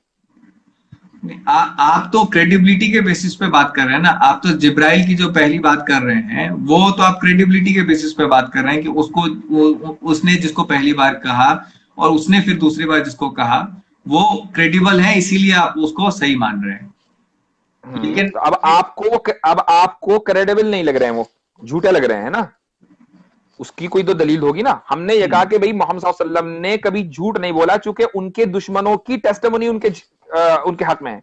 यानी जब तक कि इस्लाम आप सल्लल्लाहु अलैहि वसल्लम के पास हजरत जिब्रील नहीं आए थे, 40 साल की उम्र में आए हैं, तो 40 साल जो आप सल्लल्लाहु अलैहि वसल्लम ने मक्के में गुजारे हैं, तो उनके जो कबीला था, जो वहां पर मक्के में जो लोग रहते थे, वो उनको जो टाइटल देते थे वो था as-सादिक अल-अमीन। सादिक के माने है ट्रूथफुल, अमीन के माने ट्रस्टवर्थी। ठीक है, तो जब उनको एक कॉमनली पूरी सोसाइटी के अंदर ट्रस्टवर्थी और ट्रूथफुल कहा जाता था, तो अचानक एक आदमी जो 40 साल तक कभी ना झूठ बोला हो एकदम झूठ बोल दे, वो भी इतना बड़ा, तो पॉसिबल नहीं है ना। मैं उसको इस बेसिस पे सोचता हूँ, मतलब आप मान लीजिए कि अभी आपके ऊपर जो है ना एक आपके ऊपर एक हमला हो जाता है और एक आपके गर्दन पे कोई तलवार रख देता है, और आपके जो है मान ले आपके जो परिवार के लोग हैं, आपके जो दोस्त हैं, वो आपके ही कमरे में एक उसको क्या कहते हैं कबर्ड में छुपे हुए, और आपके गर्दन पे उसने जो तलवार रख दी और उसने बोला कि अब तुम सच बताओ कि कहाँ पे छुपे हुए हैं। तो अब आप वहां पे सच तो नहीं बताने जाएंगे, आप तो वहां पे झूठ बोलेंगे कि भाई वो जो है यहाँ पे है नहीं, वो तो बाहर गए हुए हैं। ठीक है, भले ही वो आपका गला काट दे, फिर भी आप जो है ये झूठ बोलेंगे दुनिया की भलाई के लिए। मैं भी उस तरीके से सोचता हूँ कि मोहम्मद साहब को उस वक्त लगा होगा कि जो है अगर अब मैं इनको नहीं बताऊंगा आसमानी चीजें तो ये मेरे बातों पे विश्वास नहीं करेंगे। इसी को मैं कह रहा हूँ, ये जो आपने कहा ये पूरी थ्योरी है, फैक्ट है? बिल्कुल थ्योरी है ना। आपने कहा लगा होगा, कोई इसका दलील तो नहीं है, सबूत तो नहीं है हमारे पास, आपके पास। हमारे पास सबूत है कि उनको नहीं लगा, उन्होंने जो कहा वो सच कहा। तो आप तो सिर्फ लगने की बात पर आप उस कुरान को नहीं मान रहे हैं, और हमारे पास सबूत है, आप वो दे रहे हैं, आप सबूत को मानने को तैयार नहीं। सीधी सी बात है। आप किसी भी दीन को के जांचने के दो पैमाने होते हैं। एक तो पैमाना ये कि जो प्रॉफिट है उसकी जिंदगी कैसी है, दूसरा पैमाना ये है कि जो वो पैगाम लेकर आया है उसका कंटेंट और उसकी लैंग्वेज कैसी है। अगर प्रॉफिट की जिंदगी ऐसी कि पूरी जिंदगी वो ट्रस्टवर्थी और यानी ट्रूथफुल रहा, और पैगाम ऐसा कि उसको कोई बीट नहीं कर सकता, कोई चैलेंज नहीं कर सकता, तो अभी भी आप उसको सही नहीं मानेंगे, तो और ये कहेंगे कि ऐसा हो सकता है वैसा हो सकता है, तो ये थ्योरी वर्सेस फैक्ट है, जिसमें फैक्ट को प्रेफरेंस दी जाती है और थ्योरी को नकार दिया जाता है। नहीं, तो वहां पे जो आप बात कर रहे हैं ना, जो आपका तो जो है क्या है प्रूफ की कुरान है, और कुरान में कोई भी चीजें रिफ्यूटेबल नहीं है आपके बेसिस पे। बट मैं कहता हूँ कि नहीं, चंद्रमा के कभी जो है दो टुकड़े नहीं हुए, फिर मैं कहता हूँ कि नहीं, जो इवोल्यूशन है वो फिट नहीं होता कुरान में। तो जिस तरह का हम जो चूंकि डायनासोर की हड्डी हमें मिलती है वो तो सेट होता हम्म, हुआ नहीं दिखता। नहीं, कैसे नहीं दिखता? क्या कुरान ने कहा है कि डायनासोर नहीं थे या उसकी हड्डियां नहीं थी? कुरान के हिसाब से दुनिया की कायनात कितनी पुरानी है? कुरान ने कोई तहदीद नहीं की, कुरान ने कोई लिमिटेशन नहीं बयान किया कि फला दिन से शुरू हुआ था। कुरान ने कहा एक दिन अल्लाह ने जो है एक दिन आसमान बनाया, एक दिन जमीन बनाया, सिर्फ इतना है। कुरान बहुत कायनात बहुत पुरानी हो सकती है, मिलियंस ऑफ मिलियन ईयर्स पुरानी हो सकती है। तो डायनासोर का जिक्र है कुरान के अंदर? किसी चीज का जिक्र ना होना उसके मौजूद होने की ना होने की तो दलील नहीं है। चूंकि कुरान डायनासोर्स के लिए तो नहीं आया, कुरान हिस्ट्री की किताब नहीं है, तो हमें पता, अल्लाह को पता है कि हम साइंस के जरिए डायनासोर्स का पता लगा लेंगे। तो अब उसको बताने की क्या जरूरत है कि डायनासोर्स थे? ठीक है। तो लेकिन मतलब इतनी बड़ी चीज जो है वो कुरान के अंदर नहीं है, लेकिन आप छोटी छोटी चीजें जो है गिनाते हैं कि देखो इंसान जो है, जो स्पर्म है, वो कैसे जो फीटस बनता है वो तो कुरान में लिखा हुआ है। बट डायनासोर की चीज जो है वो बाद में जब इंसान काफी दिनों बाद पहुंचता है वो नहीं लिखा इसलिए हुआ। कि इंसान को मरे हुए डायनासोर्स की जरूरत नहीं है, लेकिन इंसान को यह जानने की जरूरत है कि एक इंसान कैसे बनता है। हर इंसान को यह तो पता लगेगा, उसकी जिंदगी में पहला सवाल यह होगा कि मैं कहां से आया हूं और मैं कहां जाऊंगा। हम्म। पहला सवाल ये नहीं होता कि दुनिया में डायनासोर्स थे कि नहीं थे, हम्म। या ये पहला सवाल है। अगर पहला सवाल ये होता ना हर इंसान का कि दुनिया में डायनासोर्स थे, तो कुरान में डायनासोर्स का जिक्र होता। कुरान में डायनासोर का जिक्र इसलिए नहीं है कि हमारा पहला सवाल ये नहीं है। हमारा पहला सवाल ये कि मैं कहां से आया हूं, मैं कहां जाऊंगा, और मैं ये जो जिंदगी में गुजार रहा हूं ये मैं कैसे गुजारूं, और इन तीनों का जवाब कुरान ने दिया है। अच्छा, ये जो जिंदगी है आप इसको बताते हैं कि ये सिर्फ एक टेस्ट है और कुछ भी नहीं है, और इस टेस्ट के लिए जो आपको स्कोर किया जाएगा, मतलब इस जिंदगी का मकसद बस जो है ये टेस्ट अच्छे से पास करना है। तो दूसरी जिंदगी का क्या मतलब है फिर? उसका क्या पर्पस है? जब आप एग्जाम में आपने मसलन एक डिग्री ली बायोलॉजी के, आपने पढ़ी, उसमें आप साइंटिस्ट बन गए। आपने क्यों पढ़ा? इसलिए कि आप एक अच्छी जिंदगी गुजार सके, ठीक है। आपकी एक अच्छी जॉब हो, हैंडसम सैलरी हो, और आप आसानी के साथ बड़ी कार हो, जबरदस्त बैंक बैलेंस हो। इसका मतलब ये कि आप एक अच्छी लाइफ जो है वो देखना चाहते हैं, जिसमें जो जिस वजह से आपने पढ़ा है। यही वजह है कि जो कम पढ़े लिखे लोग हैं, यूजुअली अगर उनके पास खानदानी दौलत नहीं होती तो उनको अच्छी जॉब नहीं मिलती, उनकी जिंदगी वैसी नहीं होती जो अमीरों की होती है। ऐसे ही इस दुनिया में जो इंसान आया है, वो कोई भी इंसान, दुनिया का सबसे अमीर इंसान हो, दुनिया का सबसे गरीब इंसान हो, टेंशन फ्री नहीं है। टेंशन उसके पास है, परेशानियां उसके लगी हुई है, नुकसान उसको भी होता है, ठीक है। तो अल्लाह ताला ने ये दुनिया बनाई एक एग्जाम के लिए कि आप इस एग्जाम सेंटर में बैठे, कामयाब अगर हो गए तो आपको आगे वो जिंदगी आने वाली है जो टेंशन फ्री है, जिसमें ना मौत है और ना ही किसी चीज के खोने का खौफ है, और हर वो चीज मिलनी है जो आपकी ख्वाहिश है। इस दुनिया में आपको वो चीज नहीं मिल सकती जो आप चाहते हैं। बहुत सी चीजें ऐसी थी आप चाहते हैं, नहीं मिल सकती। बिल गेट्स दुनिया का सबसे अमीर आदमी है, अगर चाहे कि पूरी दुनिया में खरीदूं, नहीं खरीद सकता, है ना। जी तो जी हम जी। जो आगे की जिंदगी है उसका मकसद ये है कि हम किसी भी टेंशन से फ्री होकर अपनी हम्म। ख्वाहिश के मुताबिक जिंदगी गुजारें, चूंकि इस जिंदगी को हमने अपने क्रिएटर की ख्वाहिश के मुताबिक गुजारा है। बस यही फर्क है। ओके, बट मतलब क्या करेंगे वहां पे? मतलब मुझे क्या चाहिए, ये चीजें चाहिए, मतलब बस कंज्यूम करते रहेंगे? मतलब मकसद क्या है? लोग कहते हैं ना क्यों कि इस आप जिंदगी में अगर आप हम एक सवाल सुन ले, जैसे आप मुझे कुछ लोग कहते हैं कि यार तुम एथिस्ट हो, तुम्हारा मकसद क्या है, मतलब ये इस तरह की सवाल करते हैं। तो मैं वही सवाल करता हूँ आपसे, फिर आपको जो दूसरी दुनिया में मतलब सारी चीजें मिल जाएंगी, मकसद क्या होगा जिंदगी का? एक चीज मिसाल के तौर पर, मुझे एक गाड़ी मिली जो इस वक्त दुनिया की सबसे अच्छी गाड़ी है, राइट। तो वो सबसे एक्सपेंसिव है, सब बेस्ट लग्जरी गाड़ी है। अब ये तो नहीं है कि इसके बाद कोई दूसरी अच्छी गाड़ी नहीं बनेगी। एक अच्छी गाड़ी आ गई, उसके बाद अगला मॉडल अगले साल का आ गया। अब मैं चाहूंगा कि यार 2017 के बजाय 2018 का मॉडल ले लूं, तो 2018 का जो मॉडल होगा वो 2017 से तो बेहतर होगा। तो ये जो एडवांसमेंट है, यही मेरा पर्पस है। तो उस दुनिया में जब हम चले जाएंगे तो ऐसा नहीं है कि अब आपको सब चीज मिल गई, अब क्या, नो no, उसके अंदर भी एडवांसमेंट होना है, और वो होते रहना है, और वो अनलिमिटेड नंबर और अनलिमिटेड टाइम के लिए होता रहेगा। ये एडवांसमेंट ही हमारा पर्पस है। ओके। और जब आपको ये पता है, और जब आपको ये पता है कि ये मुझे हर हाल में मिलेगा, तो इसका मतलब आपको कोई टेंशन नहीं है, आपको खोने का कोई खौफ नहीं है। इस दुनिया में 2017 की जो गाड़ी चला रहा है, उसको ये श्योरिटी नहीं है कि 2018 का मॉडल उसको हर हाल में मिलेगा। मुमकिन है कि ना मिले, मुमकिन है कि वो फौरन गरीब हो जाए और उसको खरीद ना सके। वहां ऐसा नहीं होगा। बस मतलब यही एडवांसमेंट करते रह जाएंगे, और मतलब अल्टीमेट मकसद क्या होगा, मतलब अल्टीमेटली क्या करना है जिंदगी के साथ दूसरी दुनिया में? अब इस दुनिया में आपको अल्टीमेटली क्या करना है मुझे बताइए। नहीं, आपके हिसाब से तो ये करना है कि कयामत के दिन में अपने पॉइंट्स जो है अच्छे रखने हैं ताकि मैंने मैंने दोजख में तो ना मैंने जाए। तो अपना पॉइंट बता दिया, मैं आपका पूछ रहा हूं, चूंकि आप तो एथिस्ट हैं, किसी चीज में बिलीव नहीं करते, तो आप मुझे बताइए कि आपका अल्टीमेट गोल क्या है लाइफ का। सही। मेरा अल्टीमेट गोल ऑफ लाइफ यही है कि मैं इंसानों को जो है सच के तरफ लेके जाऊं, और हम्म। उसको क्यों? ये रियलाइज कराऊं। जी। हाँ, उसको ये बोलिए क्यों, रियलाइज क्यों कराऊं सच? राइट। कि अकेली अकेले जो है जिंदगी का कोई मतलब नहीं है। अगर मैं सिर्फ इस पूरे कायनात में मैं अकेला इंसान होता, तो मैं अभी किससे लाइव में बात कर रहा होता, कौन यहाँ पे कमेंट कर रहा होता, मैं फोटो लगा के कहाँ पे लगाता, और मतलब मेरे पास सारी तमाम चीजें आ जाए पर फिर भी उसका कोई मतलब नहीं होता। तो इंसान को ये समझने की जरूरत है कि अकेले उसका कोई मतलब नहीं है। हम एक दूसरे के लिए हैं इस कायनात में, और हमको एक दूसरे की जिंदगी जो है वो बेहतर बनानी है, यही जिंदगी है। और हम जो है सबको गरीबी से गुर्बत से निकाल पाए, सबकी जिंदगी बेहतर कर पाए, इसी के लिए हमें काम करते रहना है। जिंदगी बेहतर करना आपका मकसद है, दो लफ्जों में मैं कहूंगा, है ना, अपनी और हाँ सारी जी। दुनिया की जिंदगी बेहतर करना आपका मकसद है, ठीक है। जी। जी।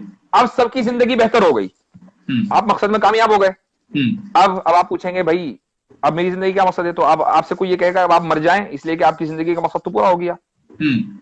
ये तो नहीं कोई कहेगा ना। आप अगर कोई हम्म। आपसे ये कहे कि उज्जवल साहब अब आप मर जाइए चूंकि सब लोग की जिंदगी बेहतर हो गई है, तो हम्म। आप उसको एक मुंह पर तमाचा रसीद करेंगे कि क्या बात कर रहे हो। हम्म। ऐसे ही जिंदगी बेहतर हो जाने का मतलब ये नहीं है कि अब कुछ नहीं है, ठीक है। हम्म। ऐसे ही अल्लाह ताला जब हमें मरने के बाद हमें जिंदा करेंगे और जो लोग जन्नत में जाने वो जन्नत में चले जाएंगे, तो इसका मतलब ये नहीं कि अब जिंदगी में कोई मजा ही नहीं रहा। ये जो एडवांसमेंट है ना, ये भी एक मजे की चीज है। और जब आप गोल अचीव कर लेते हैं तो इसका मतलब ये नहीं होता कि अब आप चूंकि दुनिया में आने का मकसद आपका खत्म हो गया लिहाजा अब आपको फौरन मर जाना चाहिए।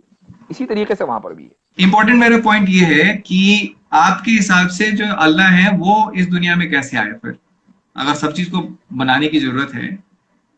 दोबारा बोलिए, आपके हिसाब से अल्लाह को किसने बनाया?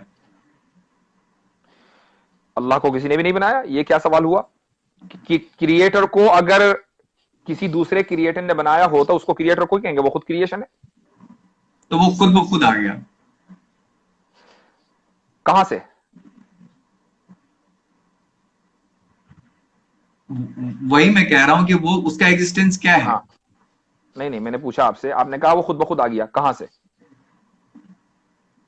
वही वही तो मैं आपसे सवाल कर रहा हूं कि वो जो है, अगर आप कह रहे हैं कि उसको किसी ने नहीं बनाया, तो इसका मतलब है कि वो मतलब खुद ब खुद एग्जिस्ट करता है, और उसको जो है किसी को मतलब खुद ब खुद है वो। एक मिनट, ये बताइए कि आपने कंप्यूटर बनाया है ना, तो क्या कंप्यूटर के अंदर बैठे हैं आप या कंप्यूटर के बाहर बैठे हैं? बाहर बैठा हूं। अल्लाह ने टाइम बनाया है, तो वो टाइम के अंदर कैसे बैठेगा? वो टाइम के बाहर है। अल्लाह ने स्पेस बनाया है, ये जो पूरा मकान है, पूरा यूनिवर्स है, वो यूनिवर्स में क्यों बैठेगा? वो यूनिवर्स के बाहर है। तो जब वो टाइम बनाने के बाद टाइम से बाहर है, तो आप उसको ये नहीं कह सकते कि वो फला टाइम में तो था, उससे पहले नहीं था। ठीक है। जब कंप्यूटर बनाने वाला कंप्यूटर से बाहर है, तो टाइम बनाने वाला टाइम के अंदर कैसे होगा? ठीक है। तो बट उसका भी तो एक टाइम होगा ना, उसका भी तो एक स्पेस होगा जिसमें वो है। ये क्या बात हुई? अभी मैंने आपसे कहा कि जब कंप्यूटर बनाने वाला कंप्यूटर में नहीं है, तो टाइम बनाने वाला टाइम में नहीं है, टाइम से पहले है। और जब उस जो टाइम, आप उसको ये नहीं कह सकते कि भाई इतने मिलियन साल पहले अल्लाह ताला था, उससे पहले नहीं था। क्योंकि जब आप कितने भी पीछे जाएंगे, आप मिलियन बिलियन ट्रिलियन जिलियन चले जाएं, वो टाइम है। उस टाइम को बनाने वाला अल्लाह है। तो जो बनाने वाला है टाइम का, वो कभी टाइम में नहीं होगा बल्कि टाइम के बाहर होगा। और जो टाइम के बाहर होगा, आप उसको टाइम से जज नहीं कर सकते। इसलिए आप ये नहीं कह सकते कि अल्लाह कब आया, चूंकि जो कब का सवाल है ये उसके लिए होगा जो टाइम के अंदर है, ना कि उसके लिए जो टाइम के बाहर है। तो मतलब कुछ ऐसी चीजें हैं जो खुद मतलब हमेशा से रह सकती हैं, वो हमेशा से है, ये आपका कहने का कुछ तात्पर्य ऐसी है? चीज नहीं, सिर्फ अल्लाह। कुछ ऐसी चीज नहीं, सिर्फ अल्लाह, सिर्फ क्रिएटर। मैं अगर उसी तरीके से कहूं कि ये कायनात जो है वो हमेशा से है और इसको किसी ने नहीं बनाया, तो उसमें कितने का फर्क पड़ रहा है? नहीं तो आप अगर ये ना कहें कि अगर या मगर, आप ये कहिए कि है हमेशा से। आप क्यों थ्योरी को लेकर चलते हैं? आप फैक्ट्स के ऊपर बात कीजिए ना। आप ये कहिए कि भाई ये कायनात हमेशा से है। अब हम ये कहेंगे उसकी दलील दीजिए। जनाब साइंस जो है वो ऐसे ही चलता है, थ्योरी पे ही चलता है, अलग अलग थ्योरी दिए जाते हैं, जिसको आप रॉन्ग प्रूव कर देते हो उसको हटा दिए जाते हैं और जो सही रह जाते हैं वो रह ठीक जाते है, हैं। तो आप ये कहिए कि भाई हमारी थ्योरी के एतबार से कायनात हमेशा से है। अब हम ये कहेंगे भाई आप दलील दो, तो आप दलील दीजिए। हम्म। नहीं, मेरा जो है मेन पॉइंट आपको कहने का ये था कि जैसे खुदा हमेशा से हो सकता है, वैसे ही ये कायनात हमेशा से क्यों नहीं हो सकती है। क्योंकि कायनात क्रिएटर नहीं है, कायनात क्रिएशन है। आप वरना तो ये कहना पड़ेगा जिस तरीके से कंप्यूटर बनाने वाला है, इसी तरीके से जिस दिन पैदा हुआ था उस दिन कंप्यूटर भी पैदा हो गया था। उसने बड़े होकर पढ़ाई की, उसके बाद उसने वो इंजीनियर बना, यहां तक कि उसको एबिलिटी हुई कि उसने कंप्यूटर ईजाद किया। तो ऐसा ही ये है। तो अल्लाह, कायनात हमारे लिए क्रिएटर नहीं है, क्रिएशन है। उसके लिए जरूरत है कि एक टाइम से वो शुरू हो। ठीक है, एक टाइम से वो शुरू होगा और उसी को हम क्रिएशन पॉइंट कहेंगे। अल्लाह क्रिएट है, वो टाइम बाउंड नहीं है। कि मतलब आपके समझ से जैसे अल्लाह का कोई शेप नहीं है, अल्लाह का कोई ड्राइंग नहीं है, पेंटिंग नहीं है, लेकिन अल्लाह जो है उनको गुस्सा भी आता है, वो सोचते भी हैं, तो ये कैसे है, ये कैसे फिट होता है। ये किसने कहा कि अल्लाह सोचते हैं? ये तो हमने नहीं कहा कभी। उन्हें गुस्सा आता है, खफा होते गुस्सा हो। जो है, ये हम उसको ट्रांसलेट करते हैं। अल्लाह की फीलिंग, अल्लाह इमोशंस फ्री है। हाँ, अल्लाह ताला की मर्जी और नाराज, ये यानी इसको आप कह लीजिए कि इसको इंग्लिश में कहेंगे प्लेजर और डिसप्लेजर। यानी अगर हम अल्लाह की मर्जी के मुताबिक करें तो अल्लाह ताला हमें जन्नत में भेजेगा, और अगर अल्लाह ताला की मर्जी के खिलाफ इंसान करता है तो वो जहन्नम में जाएगा। अल्लाह ताला को एक ही वक्त में रहम आना और एक ही वक्त में गुस्सा आना, ये इस बात की दलील है कि अल्लाह क्रिएटर है। एक आदमी को एक ही वक्त में गुस्सा और एक ही वक्त में मोहब्बत नहीं हो सकती। या तो वो गुस्सा होगा, एक इमोशन होगा, या दूसरे इमोशन में होगा। अल्लाह ताला दोनों चीजें अगर एक साथ कर रहा है, यही क्रिएटर होने की दलील है उसकी। ठीक है, ठीक है, मैं एक आखिरी सवाल कर लूं बस छोटा सा, कि मेरे समझ से ये जैसे बहुत है, जैसे काबा में जो वो पत्थर मारते हैं तीन पिलर्स पे, जैसे वो जो है एक सिंबल सिंबल है, क्या बोलते हैं, शैतान के। तो उसी तरीके से अगर क्या खुदा भी जो है या अल्लाह भी जो है वो एक इलाहत है, वो एक सिंबलिज्म है। नहीं, इसलिए कि शैतान क्रिएटर नहीं है। जो क्रिएशन है उसका सिंबल हो सकता है, नो प्रॉब्लम। ठीक है, क्रिएटर जो है वो सिंबल फ्री है, वो शेप फ्री है। तो हम इस बात को मान लें कि अल्लाह के अलावा पूरी कायनात जो है वो ऐसी है कि जिसको हम देख सकते हैं, छू सकते हैं। हो सकता है कभी तक वहां तक ना पहुंचे हों। जो शैतान है जिसको हम कंकरियां मारते हैं हज में, तो वो भी क्रिएशन है, क्रिएटर नहीं है, इसलिए उसका एक सिंबल है। अल्लाह ताला का कोई सिंबल नहीं है। ठीक है, अल्लाह ताला का सिंबल आपके सिस्टम में नहीं है। हिंदुइज्म में जो है बहुत सारे वो बुद्ध की पूजा करते हैं। खैर, मेन पॉइंट ये है कि आप ये कह रहे हैं कि अल्लाह का कोई शेप नहीं है और वो सबसे फ्री है, लेकिन वो एक फिजिकल किताब जो है वो भेज सकते हैं। मतलब वो सोचते हैं, मतलब किसी लेवल पे तो वो सोचते हैं ना, कुछ करते हैं, दिमाग में उनके कुछ चलता है। अल्लाह ताला की ये जो कलाम आया है, ये अल्लाह ताला का कैरेक्टरिस्टिक है। ठीक है, अल्लाह का कैरेक्टरिस्टिक है ये। अल्लाह ताला का, और ये जो यानी जो पूरी कायनात है, ये अल्लाह ताला का क्रिएशन है। दोनों में आप इसको फर्क कीजिए। ठीक है, कैरेक्टरिस्टिक है, लेकिन उन्होंने ये लिटरल शब्द जो है जिब्राइल के थ्रू जो भेजे, वो तो मतलब लिटरली कुछ कहा, अल्लाह ने किसी को कुछ कहा और फिर भेजा ना, मतलब वो एक इंसान की तरह बात करते हैं। नहीं, ये क्या जरूरी है कि इंसान की तरह बात करें? क्या बात करना सिर्फ इंसान के साथ लिमिटेड है? क्या जानवर बात नहीं करते? इंसान के साथ तो लिमिटेड नहीं है ना। तो इसका मतलब ये कि जो इंसान नहीं है वो भी बात कर सकता है। तो अल्लाह ताला जो इंसान नहीं है बल्कि इंसान का खालिक है, क्या वो बात नहीं कर सकता? ठीक है, लेकिन वो बात करते हैं, मतलब उन्होंने जो है जिब्राइल को कुछ कहा, जिब्राइल ने आके फिर जो है मोहम्मद साहब को कुछ कहा। ठीक है, मतलब यही सोच है, मतलब बिल्कुल बिल्कुल। अल्लाह ताला ने पैगाम भेजा जिब्राइल के जरिए, जिब्राइल ने वो पैगाम लेकर आए आप सल्लल्लाहु अलैहि वसल्लम के पास। ठीक है, ठीक है। धन्यवाद यासिर साहब, आपने इतना जो है वक्त दिया हमें, बहुत ही हम टाइम से आगे चले गए और फिर भी जो आपने समय दिया, तो बहुत बहुत शुक्रिया। शुक्रिया, बहुत बहुत।